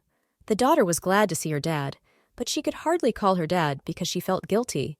The man said yum yum served. The girl was pleasantly surprised. It was simply delicious. The father asked the little girl if she liked it, addressing her informally. The girl said yes, and then the main character noticed that he addressed her directly. The Duke ordered her to answer, again turning to you. The little girl did not understand what it was and what was happening to him. The man sat in confusion. The man looked at the cheat sheet and indignantly did not understand, because it says that he must treat the child with respect. Therefore, he does not understand what the problem is. These were secret life hacks from Anna. The little girl was in complete shock. Now she understood that this was his way of trying to show her respect. Still, the Duke squeezed the piece of paper in his hand. The gentleman asked if she was very scared today. The little girl said a little yes. The Duke said that no one here dares to harm her. Neither the Marquis of Terenka nor his daughter can do this. He will never let them into this house again. The baby realized that he thought it was because of Claudia. It turns out that he came to his room to console her. The baby doesn't know when she will fully turn into a baby again. As long as she has at least a drop of sanity left, she needs to seem like an exemplary daughter. The little girl said that she was also wrong, because she said she hated him, even though she didn't. It was the honest truth. The Duke asked if she wanted to say something. The little girl said it was nothing. Under the influence of the fine, she became overly sensitive. The main character needs to be a good girl in order to survive. The man asked if she wanted it even after, despite the fact that he left her alone in such a place for so many years. The girl began to talk about how there must have been such circumstances. But he said that there is no need to think like that, because whatever the reason, he shouldn't have left her in a place like this. She has the right to cry. The main character burst into tears. She asked him why he came so late.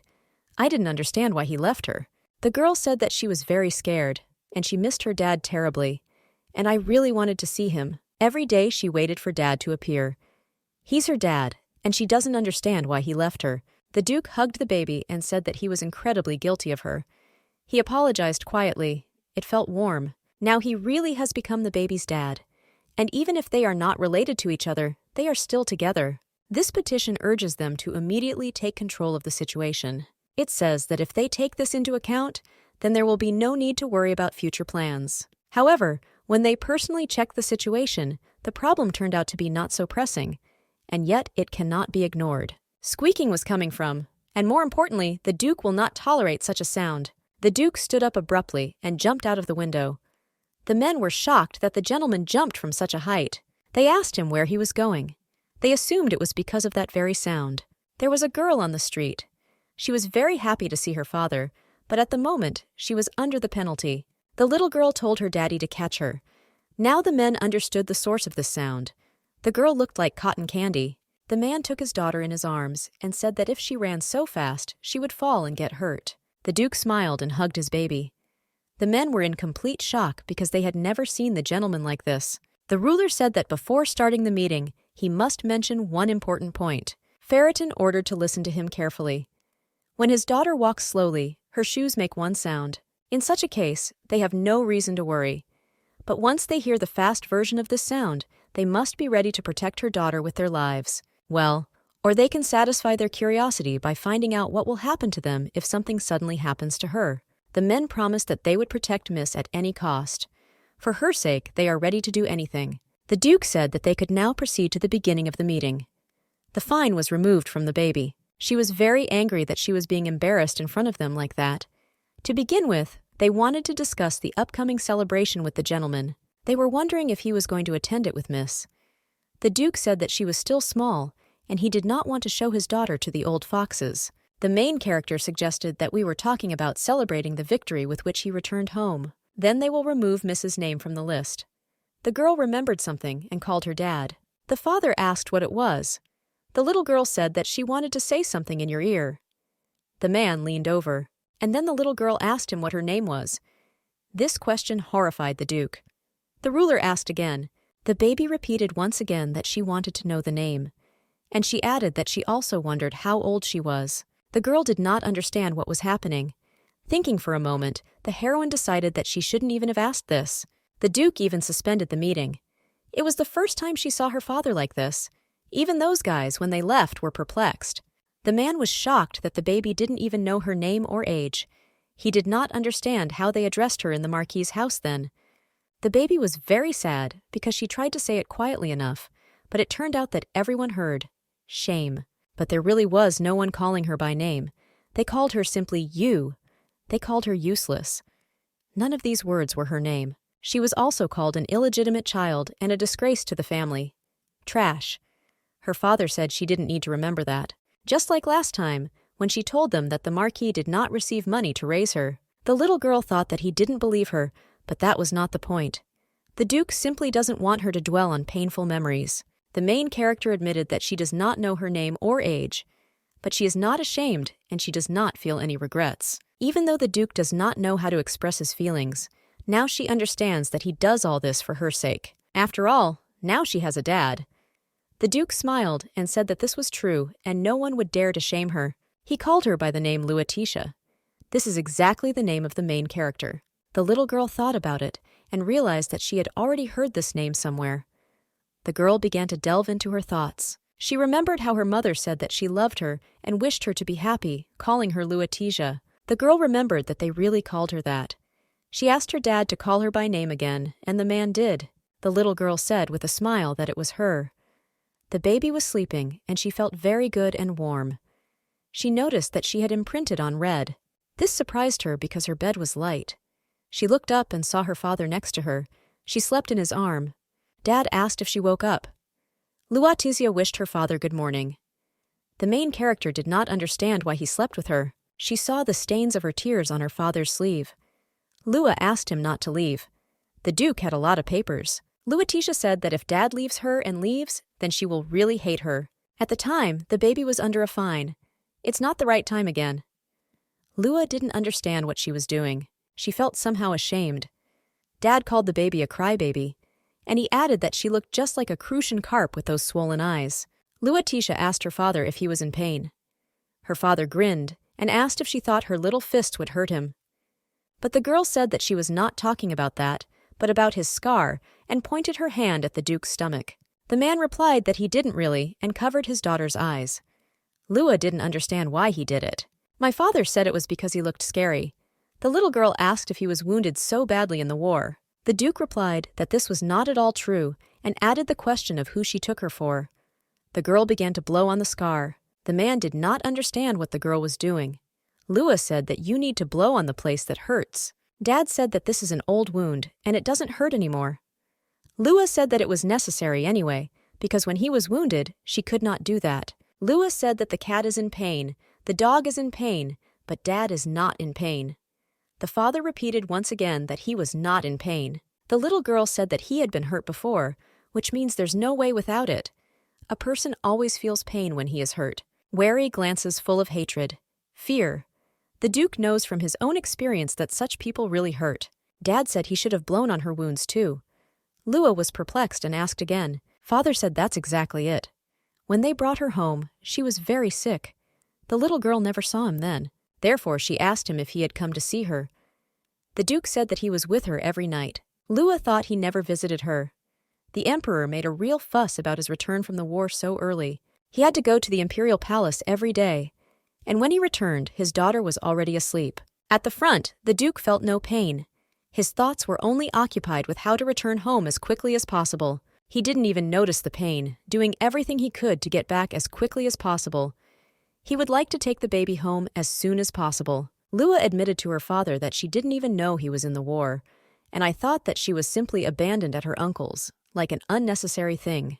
The Duke apologized, but Lua said that everything was fine, and now she knew that he left because of the war. And yet, the baby would be much better here, even in his absence.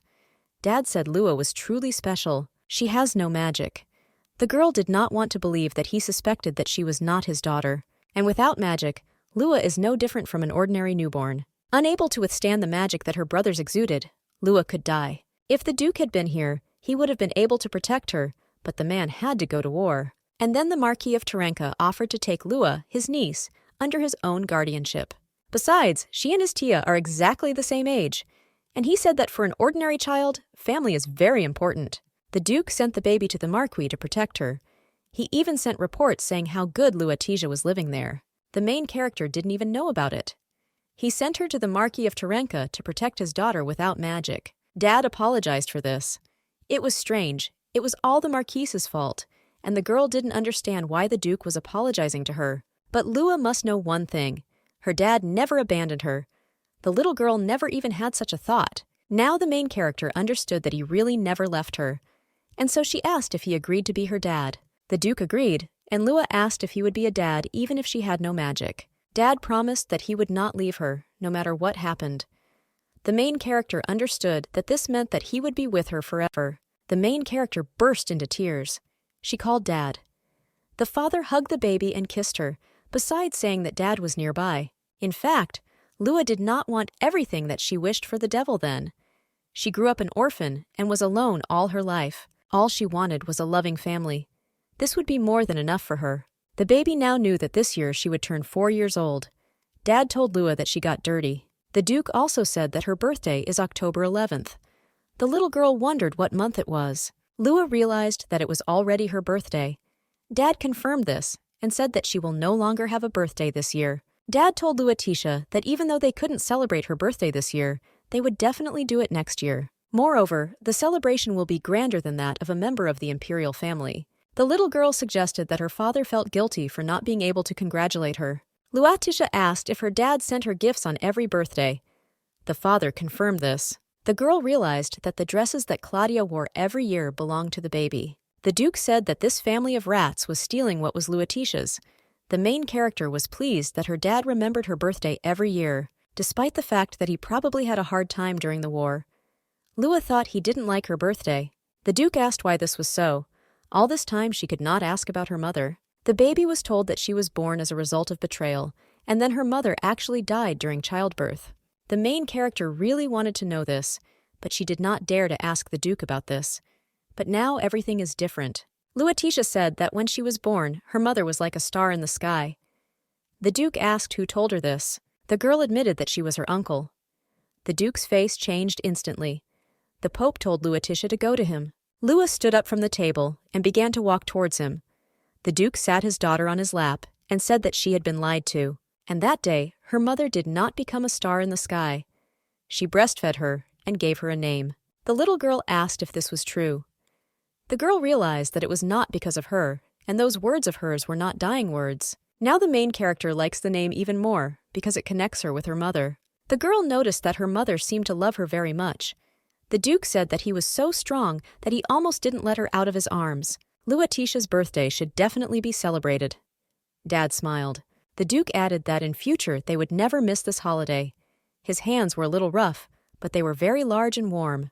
The main character was wondering how her mother died. But she still has her dad. The little girl asked her dad to promise her that he would always remain her dad. The man smiled and said that he promised. But Lua interrupted him and said that everything had to be done properly. Stamp, signature, and copy. This surprised the Duke very much, and he asked for a copy. The little girl did everything and said that now he will truly remain her dad, no matter what happens. Dad asked if it would be like this despite the fact that he is not handsome. The little girl didn't understand what he was talking about. The Duke added whether it would be so even if he was not a rich man and did not adore her to death. The girl remembered that she had said the same words to her father before. She was very scared because she didn't think about it then. The Duke said she needn't worry, because now he meets all her criteria. The main character herself noticed this. He is the most handsome man in the world and the richest. The little girl noticed that it was going to rain. Therefore, they need to quickly go inside. Luatisha asked what about being adored to death. The Duke was ready to give his life for the baby, even if she herself told him to die. The men shouted that this could not be ignored. The Marquis of Terenka has gone too far. One of them added that he felt something was wrong, even when they found out the truth about the money to provide for Miss. She didn't even know her name. The Duke asked how things were going to be with the Marquis of Terenk. Following the Duke's orders, they cut him off from funding. Potential investors realized what was happening and refused to cooperate with him. In addition, high-ranking officials who have already invested in Terenka's Manastone mine are withdrawing their investments. The Duke wondered what the likelihood was that the past Marquis would help him. but Terenka does everything possible so that his father does not find out anything. Now gold rules the world. They live in an era when the wealthy bourgeoisie is superior to the dining aristocrats. Little by little, drop by drop, the Marquis of Terenka will lose absolutely everything, and then she will feel such despair, which I have never experienced before. However, this is not enough for the Duke. The baby slept sweetly in her bed, but suddenly a task came up which woke her up. Luetizia was very angry because she's only 4 years old and still a child and should sleep. Or he is ready to answer for the fact that she will not grow up due to lack of sleep. The message said that right now Duke Faraton was making a plan to take revenge on the Marquis of Terenka. The girl was very happy because the Duke personally wants to turn the Marquis into a cake. It was written about hopes that she was not happy because there is a kick in the form of a refreshing soda. She must take revenge with her own hands. The main character, of course, loves to strike back in novellas, but what can a 4-year-old child be capable of? According to the conditions, she must take back what was bought with stolen alimony. Lua had no idea how to do this. For compliance, the previous penalty is removed. Being a true Lufun, she cannot continue to walk around with the stigma of a stale soda. Soda into battle. Lua accepted the task, now she needs it. The notice asked if she wanted to summon a novel using a rental novel. Lua had to say the name of the summoned novel. She decided to call I Seduce 10 Men in the Reverse Harem World. The girl decided that she would call on one short story and take the power of the main character for herself. The main character assumed that she had already been called up. Something is now written on the pages of the book. The little girl would never have thought that she would call for this particular novella. Long story short, she abandoned it because the plot was boring, because the main character didn't even kiss anyone. She did not think that she herself would retrieve this novel from the palaces of her memory. Live forever and marvel. Although this phrase sounds strange from the mouth of a 4-year-old girl, the notice asked if she wanted to extract the powers of the novel's main character using her ability. Her current level allows her to gain 5 abilities. Her level allows her to use only one of the 5 abilities, so she must choose an ability. They had already bullied the poor little girl with their randomness. This did not allow her to relax in any way. But still, reading 1,000 short stories developed her instincts with a bang. Lua believed in her hand. The main character decided to restore justice after that lottery with a pitiful winning of 100 cash units. She chose the ability, I'm not flirting, I just see your feelings. The emotional state of the selected person will be displayed in a pop-up window for 3 hours. The main character was happy because he pulled out what he needed. This is literally the ability to read minds, but the efficiency is reduced. Luetitia was very angry because she didn't understand what was wrong with her abandoning her, and she should have been warned about this in advance. The little girl calmed herself down because she believed that everything was not so badly, because this is enough to deal with the Marquis. First, she needs to do some reconnaissance. The man said that he heard that the duchy did not invest in the Marquis's business. Another man demanded that the Marquis give him back his money until he sued him. Everyone expected answers from the Marquis of Terenk. He asked them to calm down because this was misinformation. They should look at the receipt with the Duke's signet. They should all understand that this is not a fake. The men asked if he wanted to say that the duchy was misinforming them. The Marquis said that this is such a naive question, and they can judge for themselves whether it is profitable for the original investor to allow many others to invest in the same business, and they will have to share the profits. They did not understand whether he was saying that the Duke wanted to monopolize the profits. And because of this, he spreads false rumors.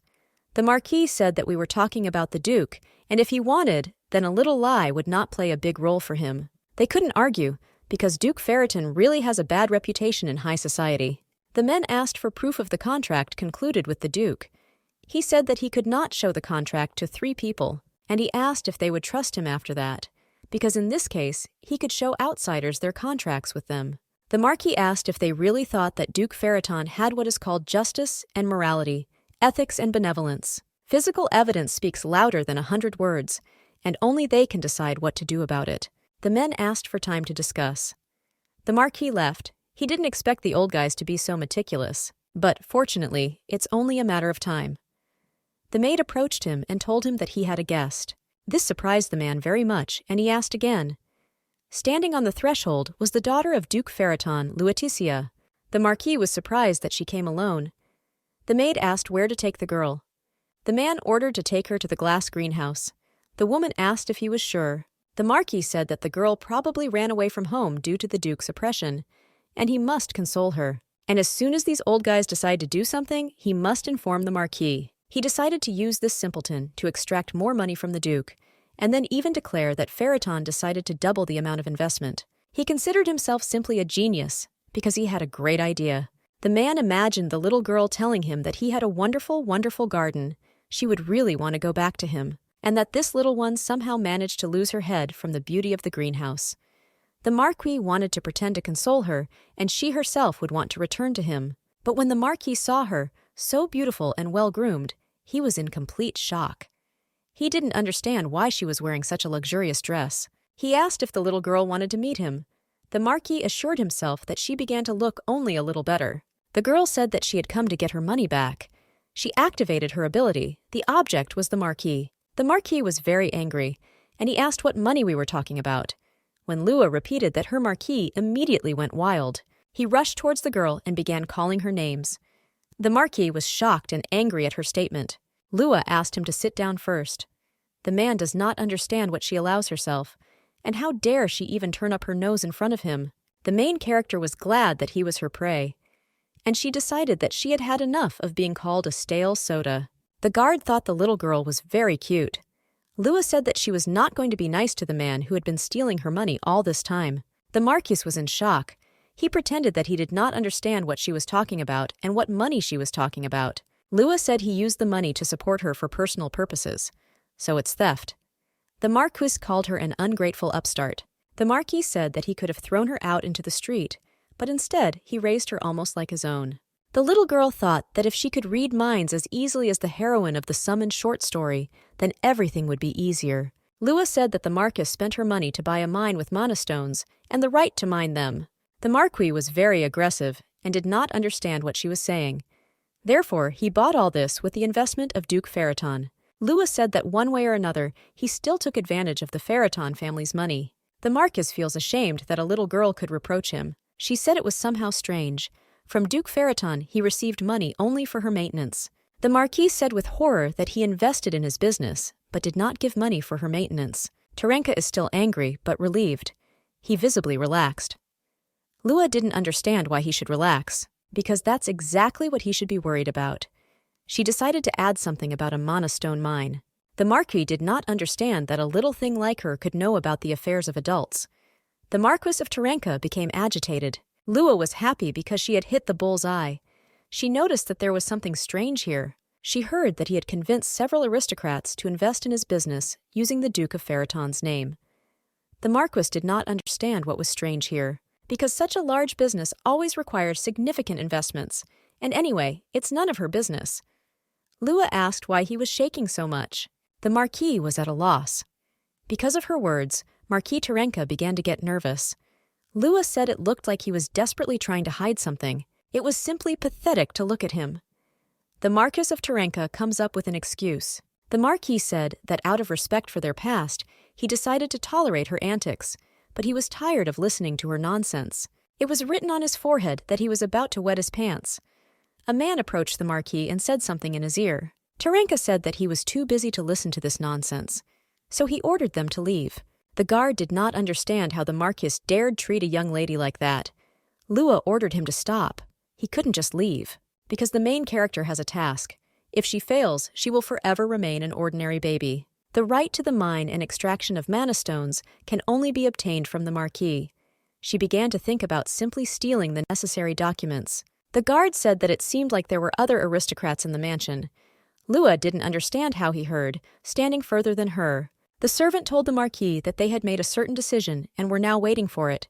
So even better. Lua said they were coming because they were probably investors in the mana stone mining business. Most likely they are in the Marquis's office. The time has come for a public execution. Physical evidence is indeed more powerful than some rumors. The Marquis did not understand what they were leading to. They said they would not withdraw their investments. The Marquis was very pleased and thought that everything was already hooked. This little thing spoiled his mood, but in the end, everything settled down. The Duke's daughter came in and said that perhaps they should think again. The Marquis immediately became angry. The girl greeted her and said that she was the daughter of the Duke of Ferriton named Luatecia and had the honor to greet such noble gentlemen. They were very happy to see her, because the Duke's daughter is very cute.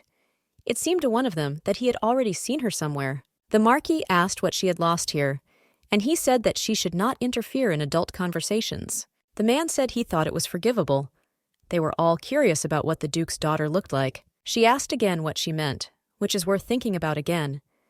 Lua said she was told that they were people of great intelligence and talent. The girl was confident that such obliging gentlemen would agree to listen to her, despite her young age. The men noticed that she was indeed one of the Feritons and asked what she wanted to tell them. Lua said that her uncle claimed that her dad invested in a mana stone mine and asked why they thought he was so insistent on it. They said that this was because the fact of investment from the Duke guaranteed the presence of mana in the mine stones. In this novel, during excavations, empty stones without mana are often mined. However, the mines where the Duke invested are always full of stones, filled to the brim with mana. He's never made a mistake yet. People believe that the accuracy of such predictions is due to the magical abilities of the Feriton family. However, Dad said that he did not invest anything there. The man added that everything was correct. The Marquis began to say that he had proof. Lua asked if this was strange. If her dad invested in this mine, the local rocks must be full of mana. The profit from their sales is enough to drown in money. And why then is the Marquis of Terenka so desperate to hold on to their investment? Marquis added that this is why children are not allowed to attend meetings. He said that Lua doesn't know this, but the business of mining mana stones requires a huge investment. And yet one of the men said that this was commendable, because despite her young age, she herself came up with this idea. However, the Marquis of Terenka is right. If there is not enough money to implement the plan, there is a need to attract investment. Lua didn't understand why there was little money and thought it was strange, because she didn't think that her father's money was not enough for them to steal as much as they needed. The Marquis was in complete shock and did not understand what she was saying there. Lua said they cleaned it out. Everyone started laughing, and she said that even the owner of the mine cannot mine mana stones simply because he wants to. First, you need to get a license. The preparation process, obtaining a license, and the production itself are very expensive. The baby said that she knows, but her dad can cover these expenses. They thought about it and realized that if they thought like that, then she was right. Lua asked why then give her uncle some pennies, and she asked what prevented him from investing a large amount and then profiting for himself. She's very curious about what's going on. Lua didn't understand why her uncle was trying to get investment from so many people, so he is also petty and goes out of his way. After all, they could not get the required amount by turning to Dad alone. The Marquis of Terenk had concerns about his level of intelligence, Luatija. The little girl took it out and asked if her dad didn't give enough money. The Marquis was horrified when he saw the checkbook in her hands. He rushed towards the baby and told her to give it to him, but the man grabbed this checkbook. He asked Lua if he could take a look at it himself. The little girl agreed. Lua asked if they really thought that amount was small. He reported that the money received from Duke Feriton for a year was more than enough. The Marquis of Terenka sent a curse towards one of Lua's parents, but she wanted him not to even try because her daddy is stronger than that. Lua said that this meant that uncle had enough money all along. Marquis Terenka was very angry with the child, and now Lua has some confusion about why his uncle was trying to get their investment. She decided to switch to heavy artillery. She said that he probably wanted to divide this profit among everyone, and she called the Marquis very generous. The Marquis of Terenka feels a strong desire to stop Luatizia's life. Now the men understood that the Duke had not invested, and the latter had enough to produce on his own, so he could do without them. And if you used the money received by Feriton, you would not have to share the profits with anyone else. Lua added that in the spring and summer, so many guests came to the uncle, and probably these were mine workers. Uncle had already started mining stones, but apparently there was no mana in them. Wanting to appropriate all the profits for himself, the Marquis invested money in the production for its maintenance, but the business failed.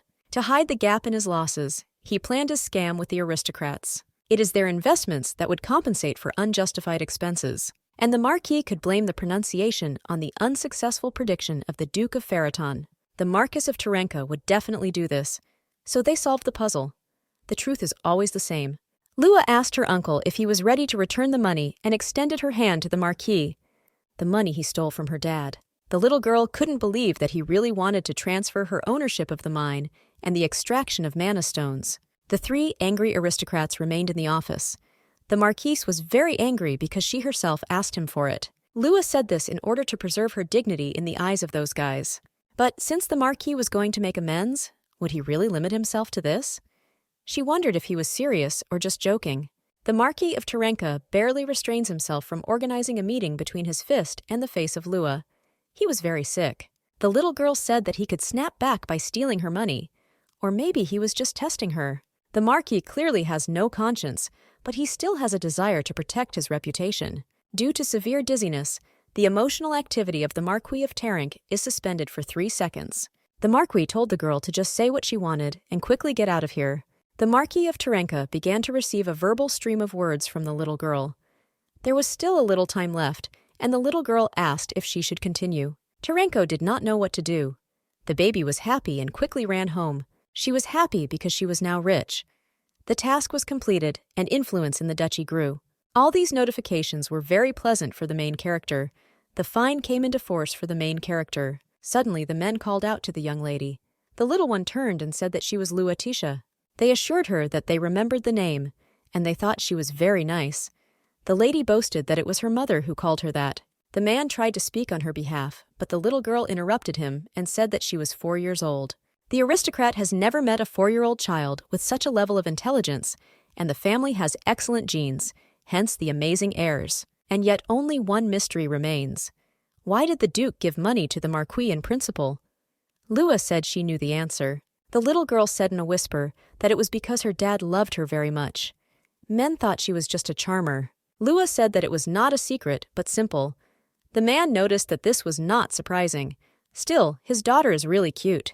Luatisha said that she also adores her dad. The man asked if she wanted a cookie, because Grandpa had a lot of things at home. The man added that Duke Delvatrin does not look like himself, and he asked if she charmed him that much. This baby saved them from huge losses, and he, of course, will care for and cherish her. Lua was surrounded by love. The guard told the lady that it was late, and his lordship would be worried. The baby said goodbye to her grandfathers. She said it was time for her to eat chocolate cake. The men exuded the most charm. Duke Delvatron asked Marquis Schrödel what was the matter. The Marquis had a feeling that he had seen this little girl somewhere, but the man did not understand where, because all this time the Duke's daughter was hidden from prying eyes. The Marquis decided that apparently he was simply mistaken, and this was hardly possible, because they were very different. Children adapt so easily, like a tree that grows differently depending on the soil where it is planted, like a seed with endless potential. He is very interested in how she will grow up. The guard said that she was simply incomparable, and he was very sorry that the lady did not have magic. But today he was even more touched than when the second eldest gentleman killed the monster at just 2 years old. The main character was shocked that he killed the monster at just 2 years old. The guard expected this from her. He is sincerely touched by the lady's eloquence. Lua wanted him to stop crying quickly and didn't understand why he was so sensitive. She decided to wipe away the guard's tears. The Duke came up from behind and said that he looked good with his daughter, and they cooed so sweetly, like a real family. The guard was very scared when he saw the gentleman, and Lua was very happy. Luatisha did not understand why he was trembling so much, and said that he might calm down when he stroked her cheek. The man wanted the lady to stop immediately, and did not understand why her cheeks were so tender. Lua asked if he felt better, and added that he was lucky that she was such a kind girl who helps everyone. The little girl didn't understand whether something hurt him, or whether he was just so deeply touched by it all. The Duke was interested in what kind of need he was talking about.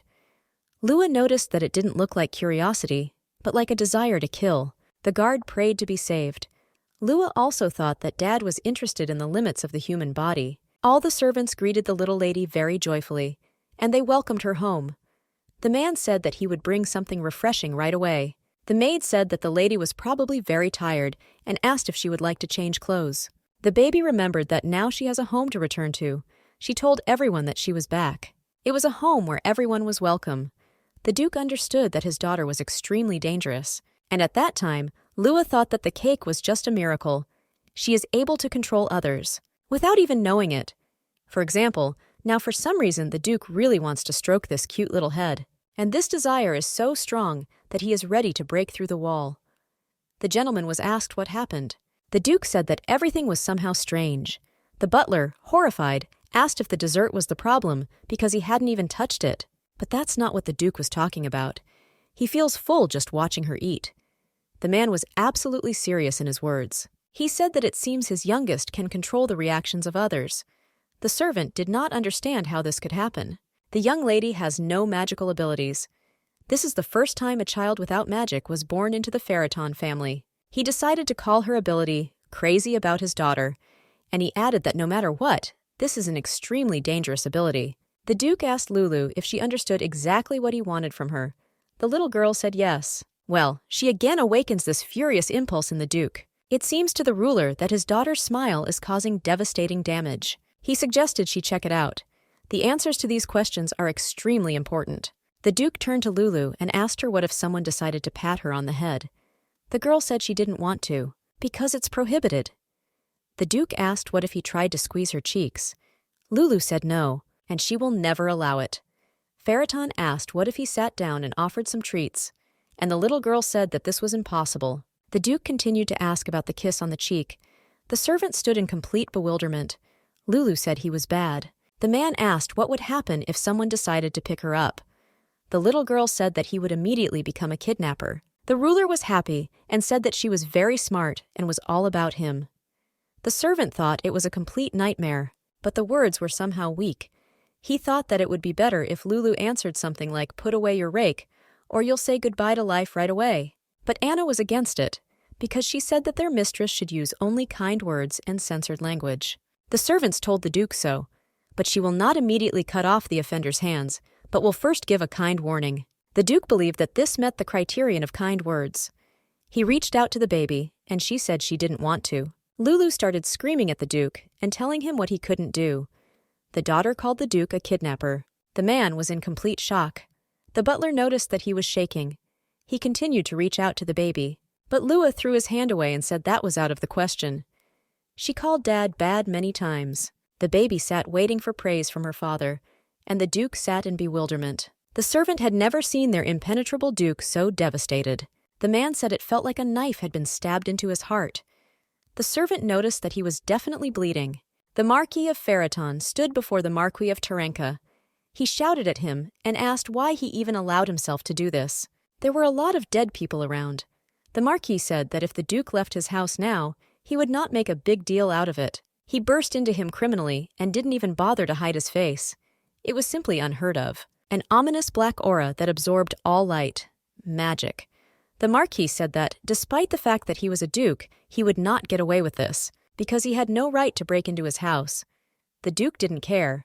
The Marquis said that his family occupied a high position in society, and if His Majesty and other aristocrats find out about this.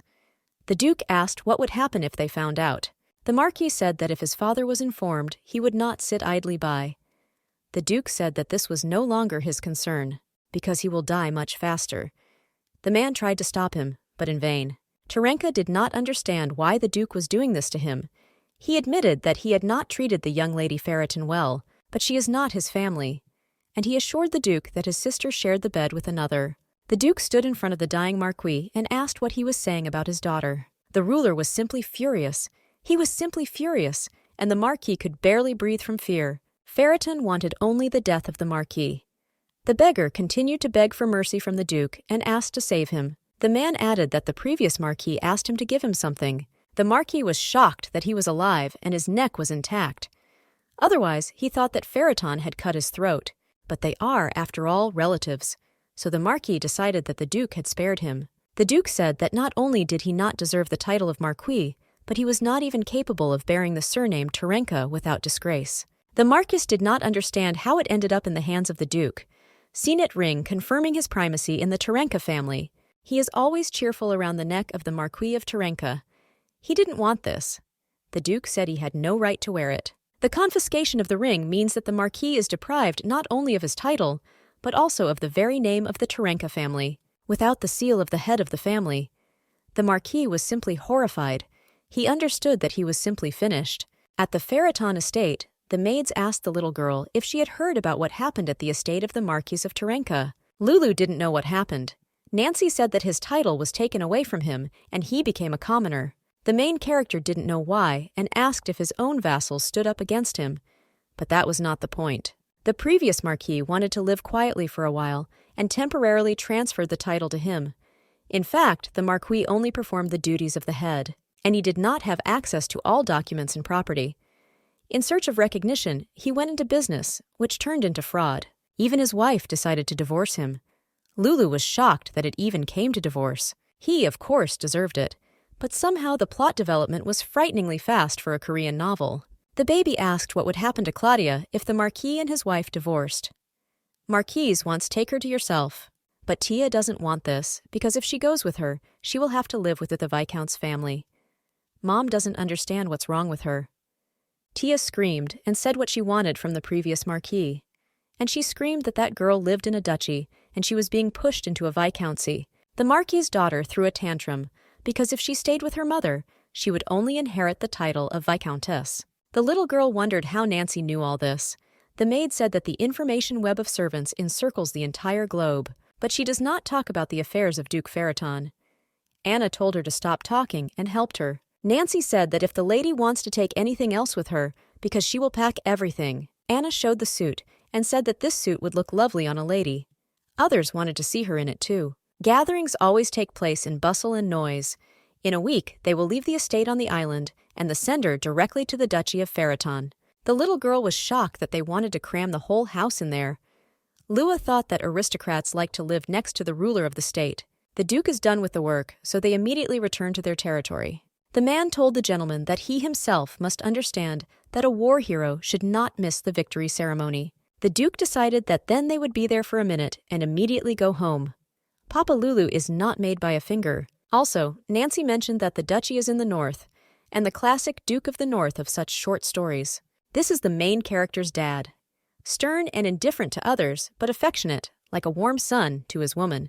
The baby had new notifications. The novella cannot do without the Duke of the North. The girl was asked if she wanted to check. She decided to take a look while she was sane. The main character looked at her inventory. She was shown her own statistics. Using blackmail wisely, she robbed the Marquis. It was a compliment, and a chain task was received. There was a lot more, but she decided that she didn't know anything because Lulu was too young for that. The main character has already become the owner of this enough. She feels sleepy because she really is still a child. This is enough for her. But then the girl remembered something and was immediately horrified. The maids wondered why their lady was so happy, and they assumed that she just really liked the tablet. There is no mention of a fine. The condition was to get on a financial cushion with the help of a manastone mining business. Reward 10,000 cash units. The girl was shocked by such a big award. She didn't want to strain herself once again. But while still a reader, she wrote for the characters to first do business and then start a relationship.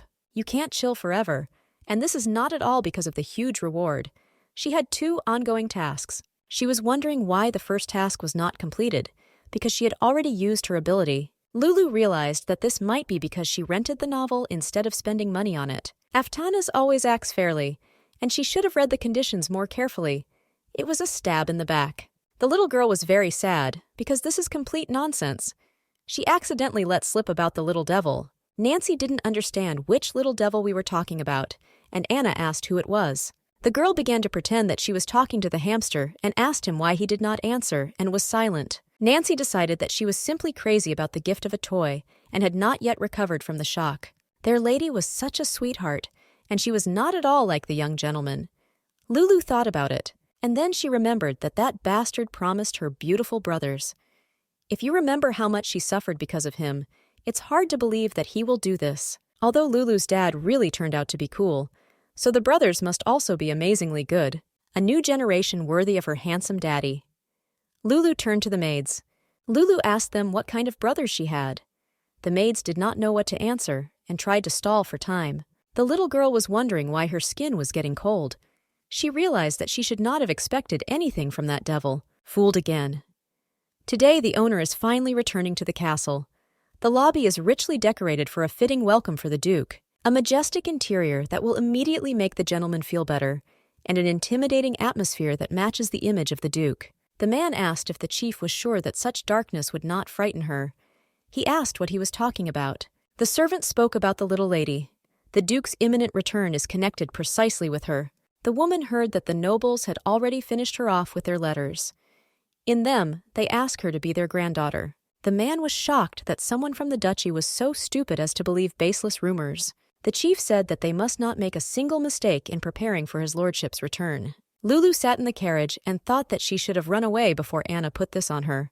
Anna wanted her to take the blanket because she would be cold, but the little lady ran after Dad. It was very hot in this suit, as if it were a real heat. The Duke asked if she was wrapped in cotton wool. Lulu said that her sisters said she would be cold, so they put it on her. Dad asked if she was cold, but Lua was hot. They're still halfway to go. Anyone would be hot if they turned him into a real bear cub. The Duke did not understand why she continued to sit in this. Lua didn't know how to say it, because a native of the north wouldn't understand. Lulu said that, after all, her sisters dressed her like that because they were worried about her health. And to be honest, she's even happy. She always envied the children who complained that their mothers wrapped them in 50 layers. The Duke still understood her, despite the fact that it was a little crazy. Some things are useless and annoying. But Lua, for some reason, doesn't want to brush them aside. The Duke had a strange feeling. The little girl didn't understand what useless meant. This was her medicine. When Dad got hurt, no one put medicine on his side, but Lulu decided to help, even if the scar doesn't disappear. He also called her annoying. The Duke took his daughter by the cheek and pulled a little. The Duke was very grateful to his daughter. The servants could not believe that this little bear was really the same lady, because there is not a hint of malice in her. The servants' expectations were not true. The baby sneezed, and the Duke asked if she was cold. It looked like he was hinting that he could cool her off forever. After all, when a person dies, his body becomes numb. Everyone was running around like mad and trying to do something, and all because Lulu sneezed.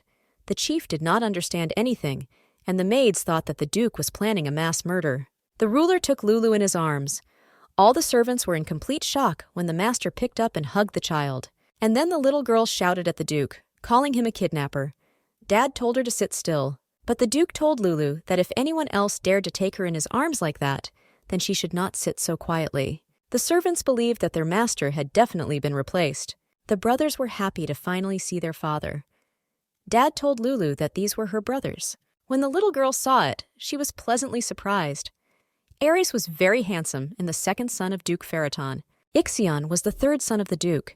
His appearance was also top-notch. Lulu truly regrets giving this world 0 stars.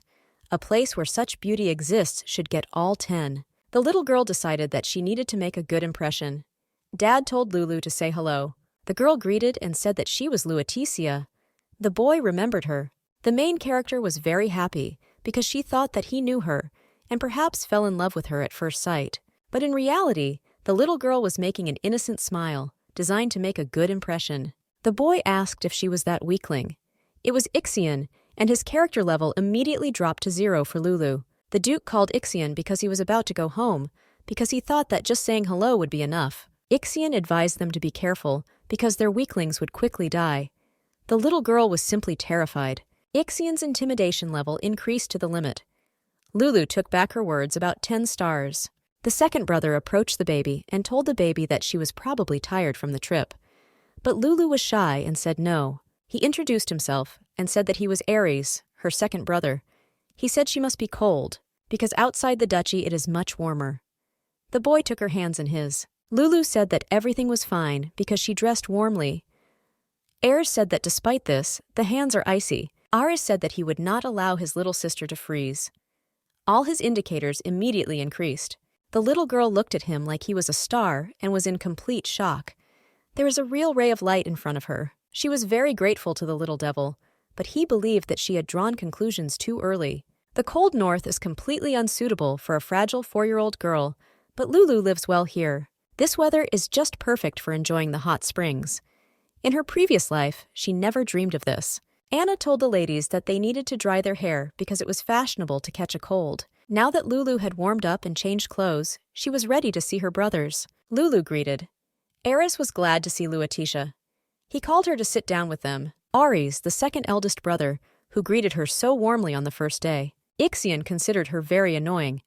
He believed that they said hello yesterday and that would be enough. The guy didn't understand why she came here and assumed that she hoped to make friends, or that brotherly love should awaken in them. Lulu understood that the third brother Ixion was still hostile. Ares said that he was very surprised when he saw the baby yesterday. He didn't expect that he had such a charming sister.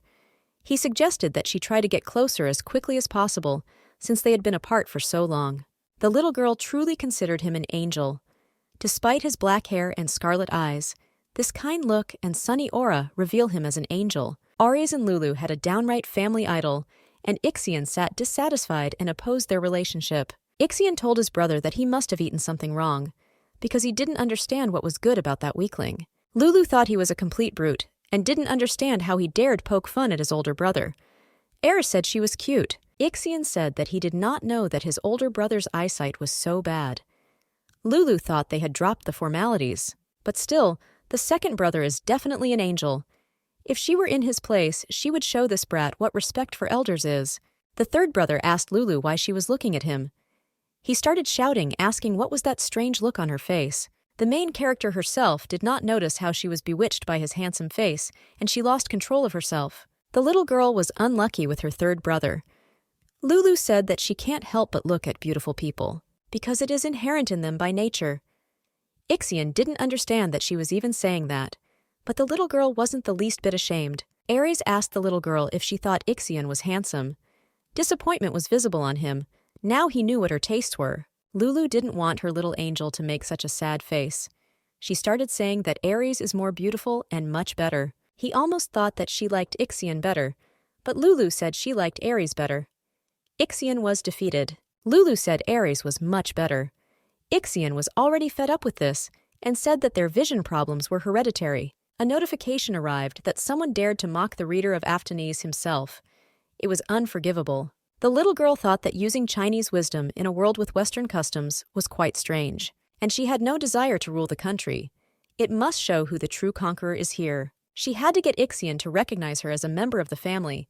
Reward ticket for 3,000 cash units. Lulu, of course, didn't mind getting along with them, but she didn't really want to force her friendship on someone who didn't need it for nothing. She thought that she could agree that the proverb in the family has its black sheep works here. The penalty for refusal was deprivation of life. Lulu was in despair, and Aries did not understand what had happened.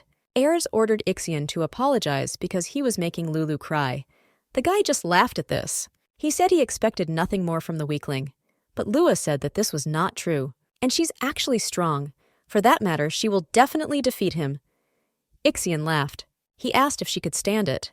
This was the same magic that turned out to be so strong for one weakling, that her dad transferred to another house, and she also dares to challenge Ixion. But Aries came up to the baby and covered her. He said that this was too much. Ixion added that it would be even more interesting with him. Aries said that it seemed to him that his brother believed in himself too much to say such things to his older brother. Lulu agreed and did not understand where the third son was going to be raised. But she was glad that in such a situation, her angel remained unperturbed. Aries told his brother that now he will remind Ixion what the hierarchy is in this house. The little girl was scared, because in an instant, Aries was already near his brother. Lulu didn't understand what to do. The little girl hoped that this would turn into something creepy for her.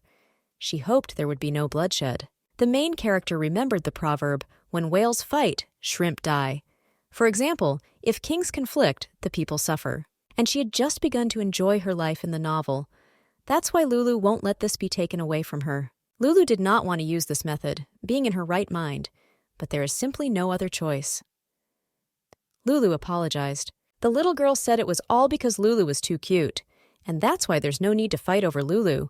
The girl said that she liked the two of them, so from now on, Lulu will try to be just a little nice. Ixion asked what nonsense she was talking about because she ruined all the fun. Today she managed to somehow resolve the conflict, but next time it may not work. But the life of the main character is at stake.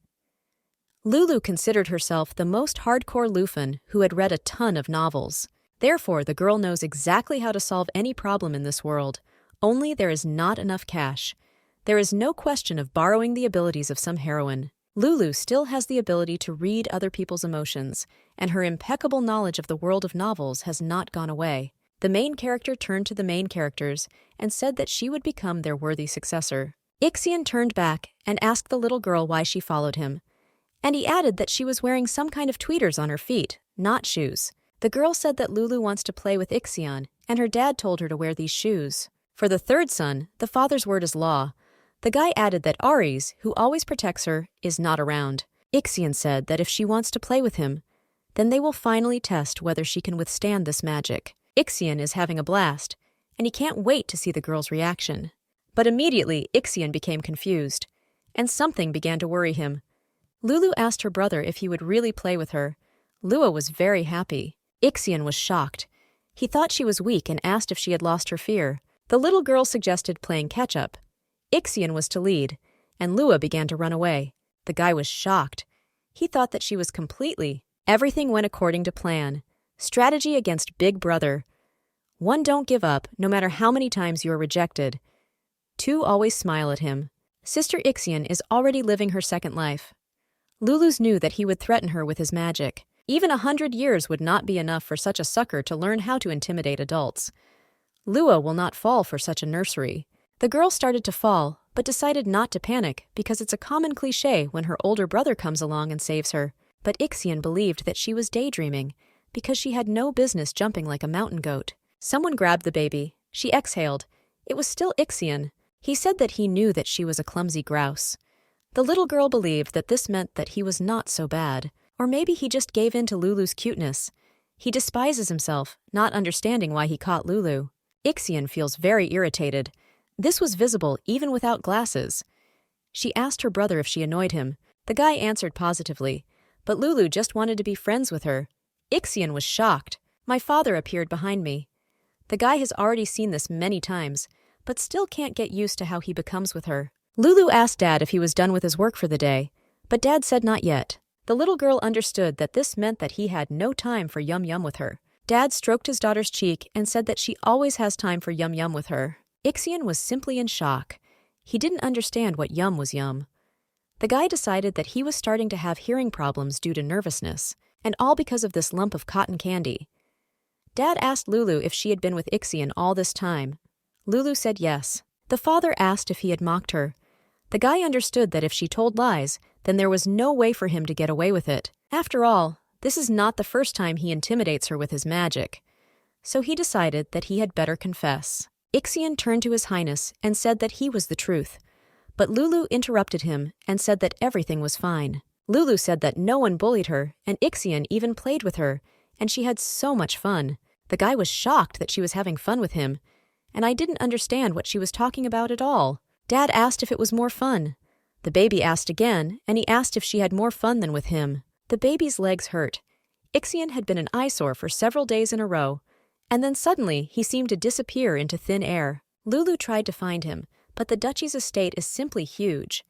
To make matters worse, she had completely used up her ability to read minds. And precisely at the moment when she desperately needs to follow in the footsteps of the main characters, the task will not complete itself. First, she needs to meet with this asshole, and he seems to have disappeared into the ground. She felt herself getting old because of it. Ares apologized and said that he couldn't contain his laughter. The little girl didn't even notice him at first. The guy didn't understand why his sister would grow old at that age. Apparently the problem is not an easy one. Lulu told Ares that life is generally hard.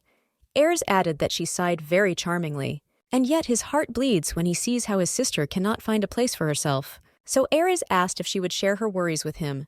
Lulu said that Ixion hides from her all the time. Lulu said that she really wanted to be friends with him, because otherwise he will just die, and all he does is complain about how she annoys him and calls Ixion mean. Ares added that he did not know that she liked Ixion so much. Ares was even a little jealous. Lulu said that Ares is 100 times better than him. The guy asked if it was true. Lulu assured her that Ixion could never compare to him. Lulu called it a healing potion, and in general he is the light of her eyes. Ares kissed the baby on the cheek. It was a great honor for him. Lulu was scared and in shock. In this world, there was a handsome brother who adored his little sister. She gave not even 10, but 100 stars. The baby called him an angel, but immediately her face changed. Ares didn't understand what happened. Lulu said that that column cracked, and out of the blue, Ares told Lulu to go with him to the estate. She was shocked that they would leave so easily. The baby ran away, and Ares looked towards the column with a smile. The girl sat sadly at the table. Anna asked if everything was okay with her lady. Ixion at all lately. The maid said that the young master always avoids crowded places, but before that, she encountered him. The maid said it was nice, and she added that apparently Ixion had not avoided her before. Lulu realized that it turned out that now he didn't even want to show himself to her. She couldn't believe that her attempts to get closer only alienated her from each other. Project: create a loving brother for yourself. The main character suggested that she was too hasty because she was afraid of failure. Lulu decided to put herself in Ixian's place. She recalled how he said that she didn't even have magic, calling her a non-entity. If he doesn't hurt her just because she doesn't have magic. Lua asked the maids what magic was. The maids asked again. The baby said that everyone in her family has it, and she just wants to know more about her family. Anna said that she did not know the details, but magic is something that is passed down in the Ferriton family from generation to generation. It is very different from wizards' mana and the auras of knights. It was about a special power. At the same time, she instills fear in other people. Black, like darkness itself. Her Lufin sense tells her the right answer, and Lulu was shocked that their magic was something like the power of the devil. But the maid said that this was not true. The reader realized that she had made a mistake. Such rumors circulate because it is a powerful force. When Nancy first saw Ferriton magic in action, her legs gave way. It's scary to even look at this. The little girl said that she wouldn't say it was scary. The maids were very surprised. Lulu said that she had already seen their family's magic in action a couple of times.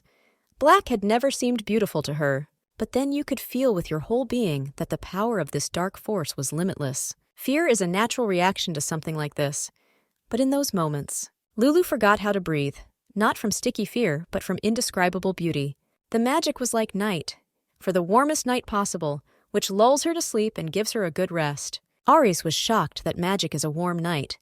He asked Ixian if he had heard this. Ares told his brother that that column was not to blame for anything and asked him if he would moderate his ardor. The guy recalled how Lulu told him that she wanted to be friends with him and told her father that she had fun with him. But he also remembered how he told Ares that he could not compare with anyone. And he is the best, and also about the fact that he avoids her. Ixian just tisked and said that he didn't believe her because she was a common liar. The man was shocked. He didn't understand how this was possible. The young lady received all his assets from the Marquis. Even that mine is on the list. This was a conversation between the vassals of the Heckrog. The duchy's vassals from the estate on the island were pleasantly shocked because this was no ordinary lady. Ignoring the Marquis' slippery excuses, she returned everything that he had once stolen from her. The guard himself saw this magnificent scene. This guard was the Viscount Dyer. He is the leader of Lulu's fan club, who accompanied her to her meeting with the Marquis. Lulu didn't understand why it was always she who was ashamed here, and since they mentioned it, she decided to take up the quest to obtain mana stones. The little girl asked her dad what about that mine of mana stones that her uncle gave her. The girl asked him if she could control it herself. The man said, "The 100 lady is still too young for such a thing." They agreed with him, and she didn't even receive financial literacy lessons. Dad told her not to be afraid to throw that money away. After all, her dad already has too many of them. The gentleman was told that the lady had neither experience nor knowledge. They assured the gentleman that it was too early for her to manage the business. He was asked to reconsider his decision. Lulu thought so herself, because she blurted out without thinking. Because if she fails, the fine will turn her into an ordinary child forever. The Duke ordered them to stop chatting. His daughter wants to play with what belongs to her, and they have no right to interfere. Lulu didn't understand when she said that, because she said she wanted to run a business and not play with money. The Viscount was walking with a gift, but then he did not notice something strange. He didn't understand what the noise was. The man assumed that Mr. Ixian was training. The Viscount was glad to see Alan the butler. Lately, the gentleman often stays late at the training ground. Maybe the Duke's return had that effect on him. The butler asked what was in the Viscount's box. He assumed there was cake. The Viscount asked if Alan was really so interested. There's a black forest inside, a cake with an incredible amount of cherries, prepared especially for a young lady. He was very interested to see the reaction. He gets so much inspiration from her normal facial expressions. Lights some kind of spark in the soul. The butler didn't understand why he should be happy at all. The Viscount wondered how she would react today. Ixian was training. Lately, his magic has become even more destructive. The man came closer to him. He asked Ixian how about calming down a little. The man asked if he was doing this because of the young lady. Ixian called the man a pathetic creature. It's natural to be afraid of magic.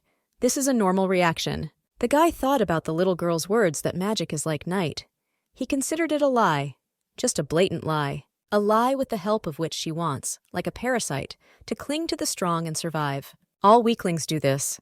But why then can't he get these words out of his head? Ixion was surprised that she was not here, but it was clear that she was probably now with her beloved Ares.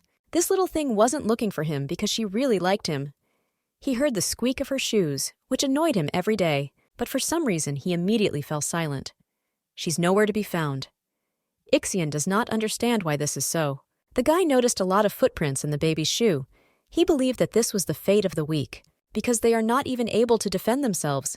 Ixion always thought so, and now I should think so. But now he wanted to find, catch, and capture them right now. He found them. Ixion asked them where they came from, calling them pathetic insects. The guy dealt with him using magic. The baby was covered in their blood, just as he thought. It was all a lie. The way she pretended she wasn't afraid. The fact that she understands everything, that she likes it, her smile, the desire to always follow him. The baby crawled to her brother and thanked him for saving her. Even at such a moment, she carefully selects words that will bring her benefit. Ixion thought about just killing her right now. He said Lulu was shaking with fear. He is in such a bad mood that he is ready for anything. It was clear from her face that he had caught her by surprise. Lulu tearfully said that she was scared, calling him a dumbass. She was very scared, and she asked him why it took him so long. Ixion did not understand what it was. It sounded like she was counting on him, as if for her, his appearance was something taken for granted. She threw herself into her brother's arms. He felt warm. She began to cry in her brother's arms. The guy thought that if she continued to cry so bitterly, she would melt like cotton candy. This has never happened before. All the heirs of the Pharaton family possessed powerful strength from birth. Therefore, they did not need protection from kidnappings, and they could move freely around the domains of the duchy without escort. Just like Luatija that day.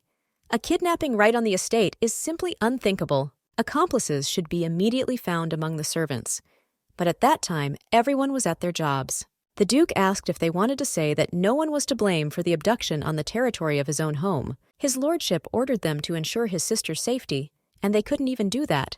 The guy asked how they would be punished for the fact that because of them, Luatija's life was in danger. The man said that they were undoubtedly right, but they decided to start discussions when they caught the criminals. These two were undoubtedly mercenaries and worked for the customer. However, the problem is that they are both dead. But they can't question the lady. Lulu came into the room and said that she could. Everyone was shocked that the lady came. Dad asked the little girl why she came, because he told her to rest. But Lulu said that she had already rested.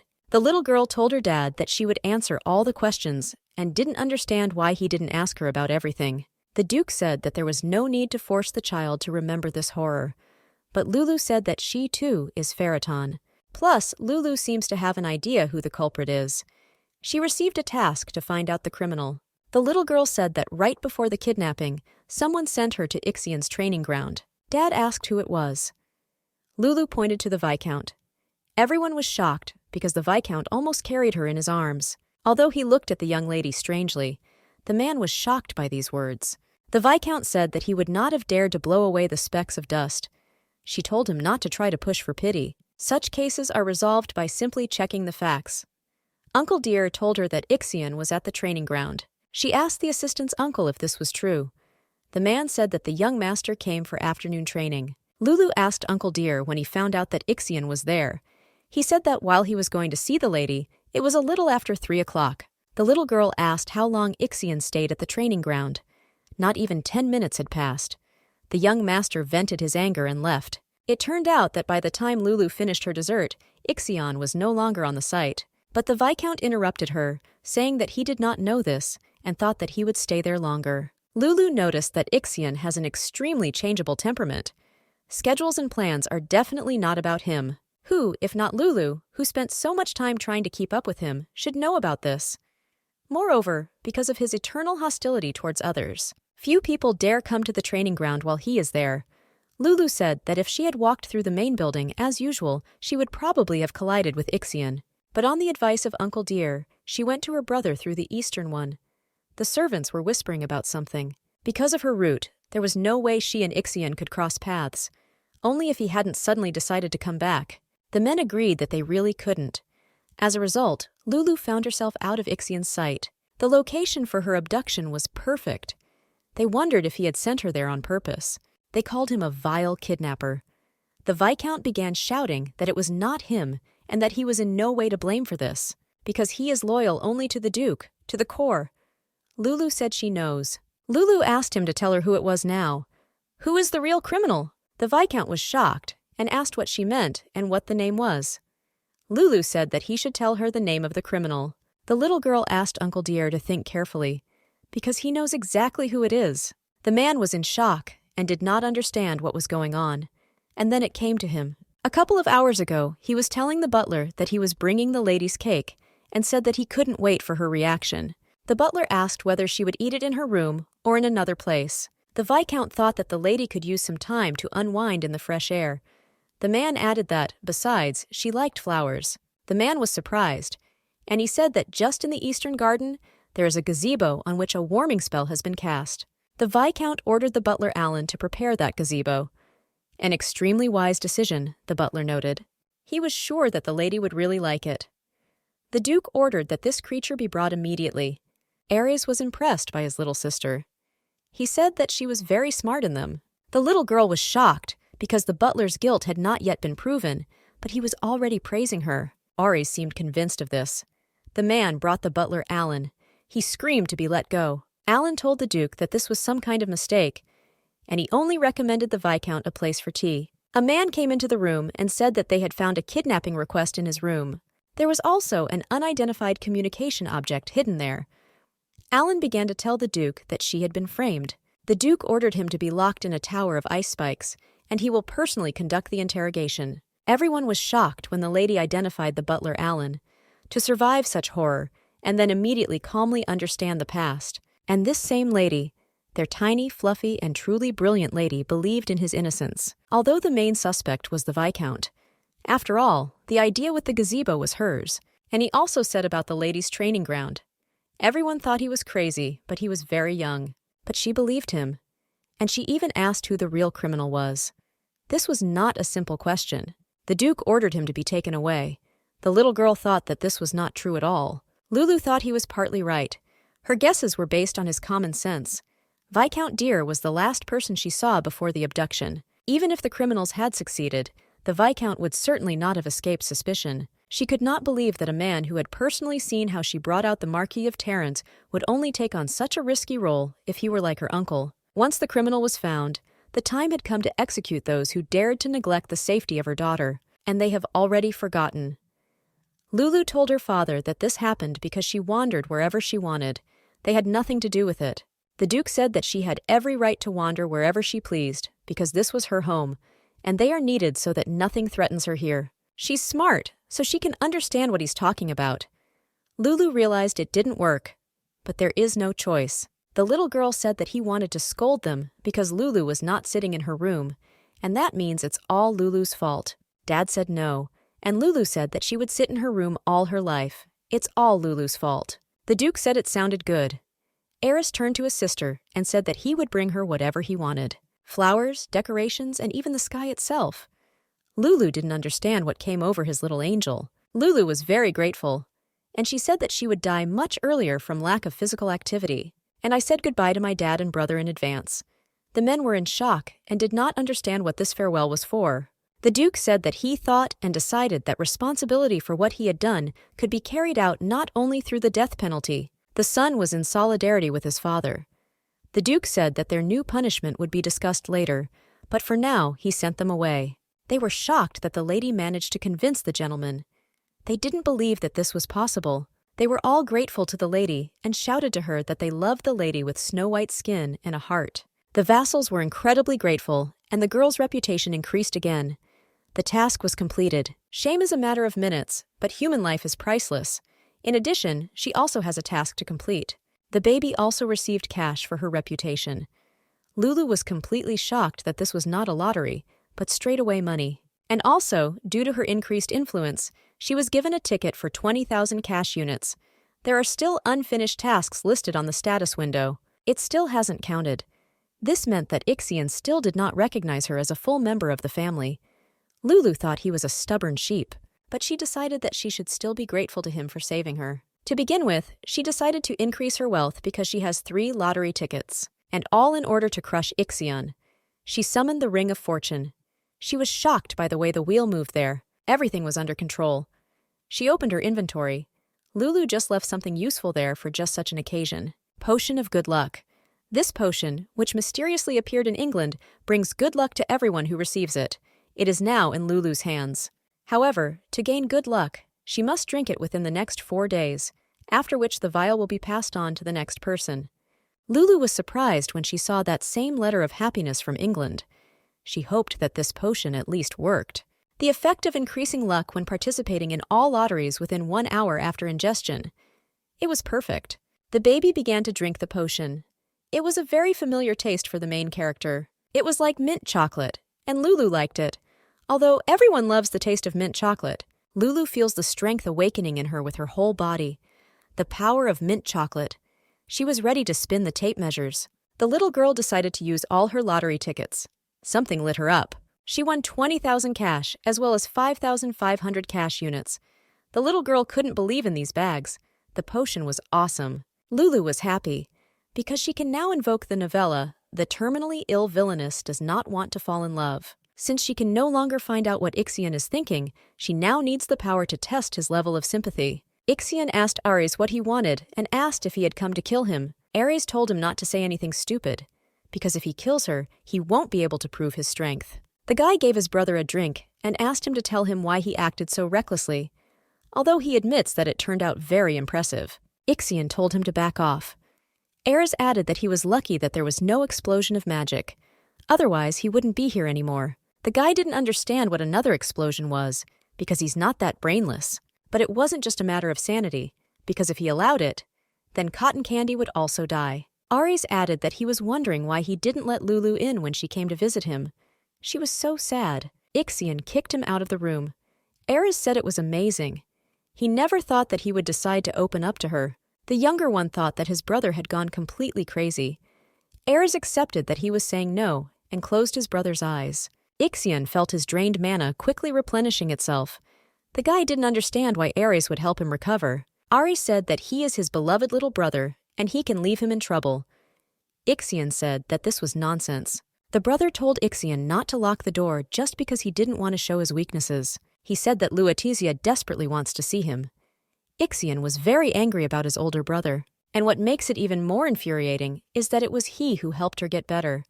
He thought about his brother's words about how Lulu missed him. Finding Cotton Candy is very easy.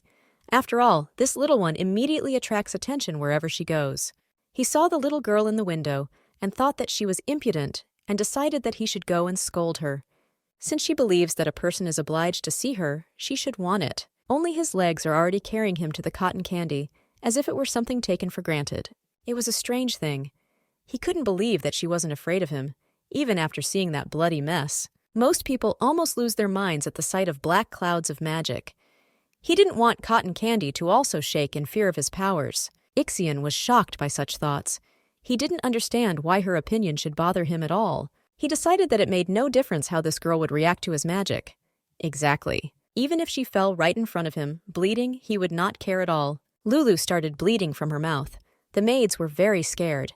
She began to fall, and Ixion went towards her. The little girl saw her brother running and mentally told him that there was no need to worry so much and that everything was fine with her, and it's all just because of a new ability.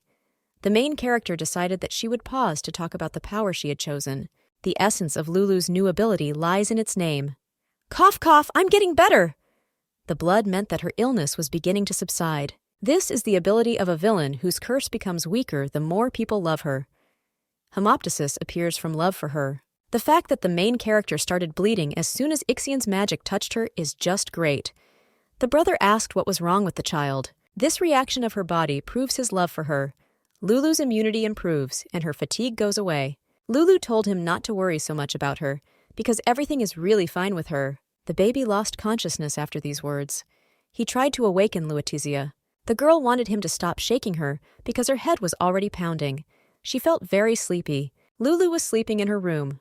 Dad was next to her. The doctor said that the results of the examination showed that everything was fine with the lady, and even if she has no magic, the blood of the family of the Great Ferriton still flows in her veins. That's why they ask for mercy. They assumed that all the negative energy had left her.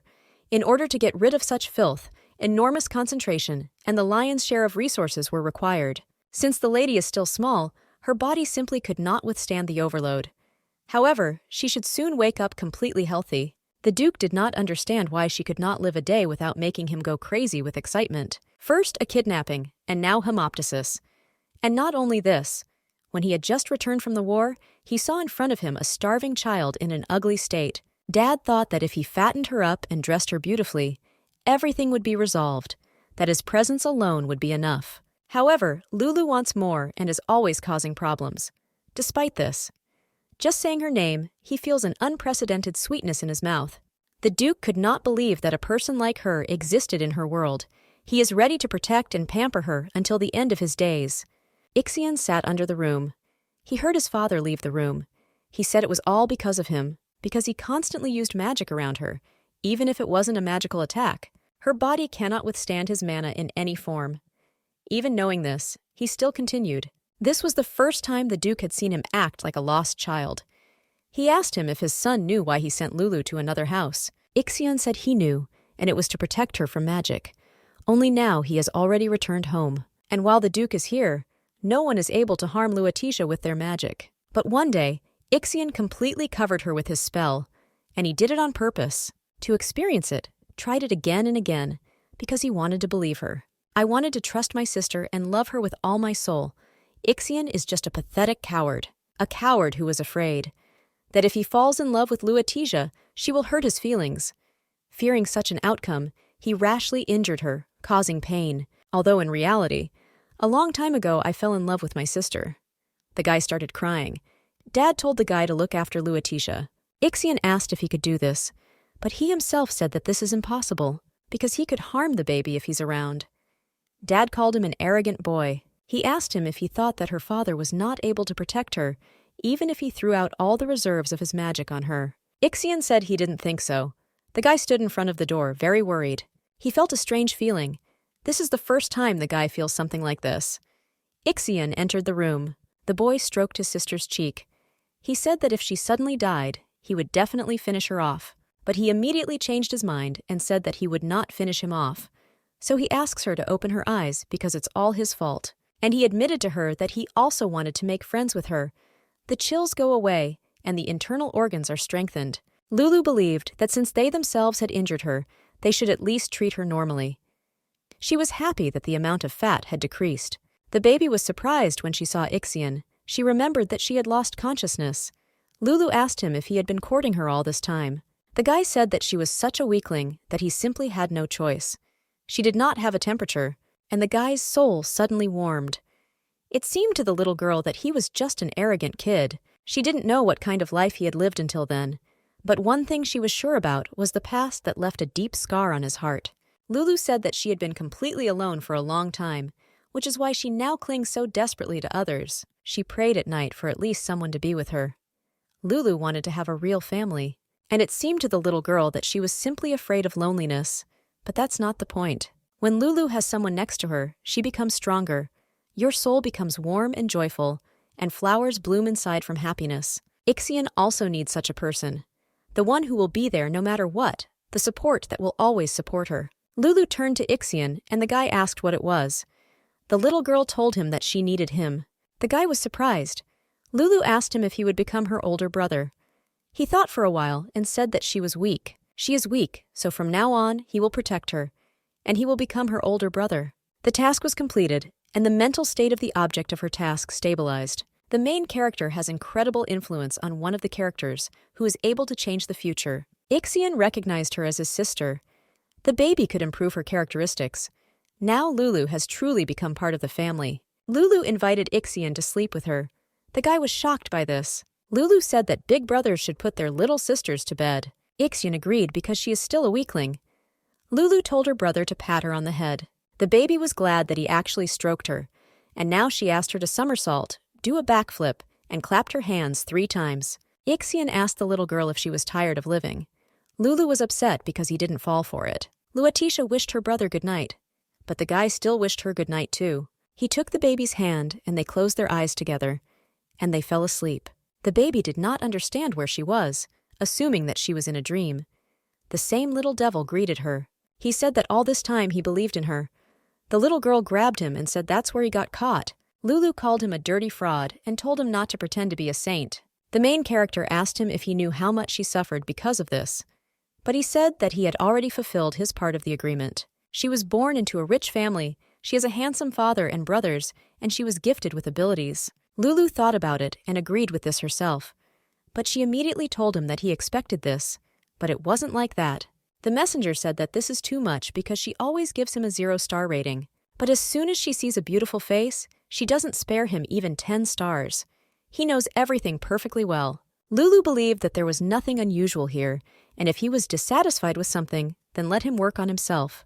The messenger said that when he returns his body, she will definitely give it to him. He didn't say anything important, and time is already running out, so it's time for him. Lulu didn't understand what he was talking about. He flew away, and Lulu woke up in her bed. There were many flowers on it. Anna was glad that the lady woke up. She said that these flowers were left by young Mr. Ixion. The baby didn't understand why Ixion gave her flowers. She was shocked because she didn't believe it. Lua assumed that she was indeed dreaming. Otherwise, why would Ixion give her flowers? Anna assumed that he left them in his place. Still, the young master woke up first and left while she was sleeping. If they hadn't come in, he would have continued to doze with her. However, Ixion does not show his sleeping face to anyone, so he left the room. He woke up and went home without even saying goodbye. But the very fact that Ixion left her flowers. With the arrival of the young lady at the palace, the situation changed dramatically. It was as if his lordship had become a different person altogether. One day, one man heard him say, "Yum yum." Everyone heard this, except one vassal. The man was shocked that the duke had never said such a thing in front of him. He envied the ears that didn't hear it. He didn't understand what kind of yum yum, assuming it's a code name for someone who must not be named. In general, the more important thing is that his lordship values his daughter very much. She was able to obtain the fortune of the Marquis of Terrence. However, considering the unprofitability of the mine due to the empty mana stones, the young lady is still just a child when it comes to business. She achieved a lot at 4 years old. Moreover, she has not even begun the training that every heir undergoes. Someone heard that they are already applying for the position of her assistant, presumably Viscount. Still, Deer is a genius among geniuses. Even if he doesn't have everything at home, he achieved the title through skill alone. Considering that the young lady didn't have any magic, he thought that she wouldn't be able to influence the succession system in any way. However, the picture is completely different. Young shoots should be crushed as soon as possible to prevent them from becoming a real problem in the future. They asked Mr. Ayres what he thought about this. Lulu decided to start leveling up. An identity check was in progress. The reader who made a deal with Aftanis. The check is completed. The level of the ability has been increased, and new functions have become available to it. The list of works function is open. Lulu was glad that she was now allowed to summon her old novels without spending cash on them. The reader can also add a new ability. In this transparent crystal, it was no coincidence that the reader found herself in this world. Lulu didn't understand what he was talking about and why she was there for a reason. She was chosen because her comments were the most popular, so she must prepare for the moment when the light fades and the world falls into the arms of darkness. The little girl did not understand that this meant that the apocalypse would come. She was warned that winter was coming and she should be on alert. She decided that this might be that cliché when the dukedom is suddenly attacked by a dragon or some kind of demon. Lulu hoped she wasn't being asked to become a paladin. Her family and everyone she loves will be caught in a cold north wind that they will never be able to resist. However, the main character is no longer alone. And if she clenches her fists in an attempt to resist evil, there will be those nearby who will become her support. She really isn't alone anymore. Now she has close people.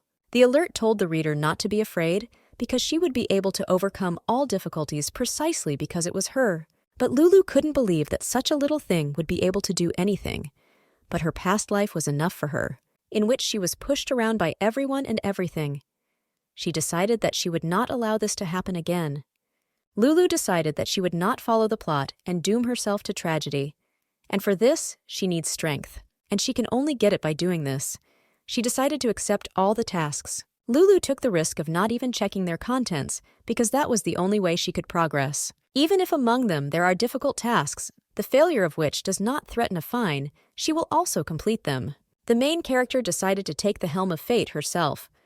A new task was received, and Lulu was surprised. The assignment said that she had to kiss her dad, ride on Ixion's back, and eat something delicious with Oris. His lordship has arrived, and with him, a young lady. They agreed that he let her into his office. But it was strange to come to the meeting hall with a child. The man turned to the Duke. He said that this is not just another meeting, but a monthly meeting on important issues. The man added that the lady was too young for such a thing and was not connected with any of the cases discussed today, and he thinks that she should not take part in such an event, since she has no right to do so. The Duke told the Viscount that his breath smelled and asked if he had brushed his teeth. Everyone was in complete shock and didn't understand what kind of teeth they were. Ixion sat down and asked Viscount Vinwern why he hadn't brushed his teeth in the morning. The Viscount began to feel very shy. Everyone was in complete shock. This brought an awkward silence. The woman was surprised that Ixion was now taking part in the meetings. The man agreed, because she had not appeared here for a long time. Everyone assumed that a wind of change was blowing in the Ferraton family. The Duke reported that he wanted to assemble a group of assistants to Luatisha. Vassal said that this was too hasty a decision. Unlike his sons, she is an ordinary child. But another man said that what ordinary child would be able to uncover the scammer's scheme? The young lady defended the family's honor, which was almost tarnished by this incident. The man said that the power of their family was magic, and the Viscount asked if he was hinting that their lady was not good enough. The baby felt strange, because not only Dad, but also the elders are silent. Lulu thought that they should vehemently oppose her involvement in family affairs. The girl suggested that this was a test to see if she was worthy of her own group of assistants. And this is probably all because she has no magic. Or maybe her dad made a deal with them. She had a mission in which she was asked to find another person involved in an attempted kidnapping. She couldn't believe that Dad, who was amazingly good at uncovering courtyard intrigues, had no idea who that person was. Lulu was sure that he knew everything for sure. Dad just trusts that she can figure it out on her own. There was also a task in which it was written that there was a traitor in the duchy who, like a parasite, skillfully hides from the suspicions of others. Only after passing this unspoken test will Lulu gain the right to create her own council. The little girl was wondering why her dad brought her here. Dad believed that she would understand everything without explanation. This is the first time that such high hopes have been placed on her. She kissed Dad. Leftitia told him in his ear that she was very grateful to him for believing in her.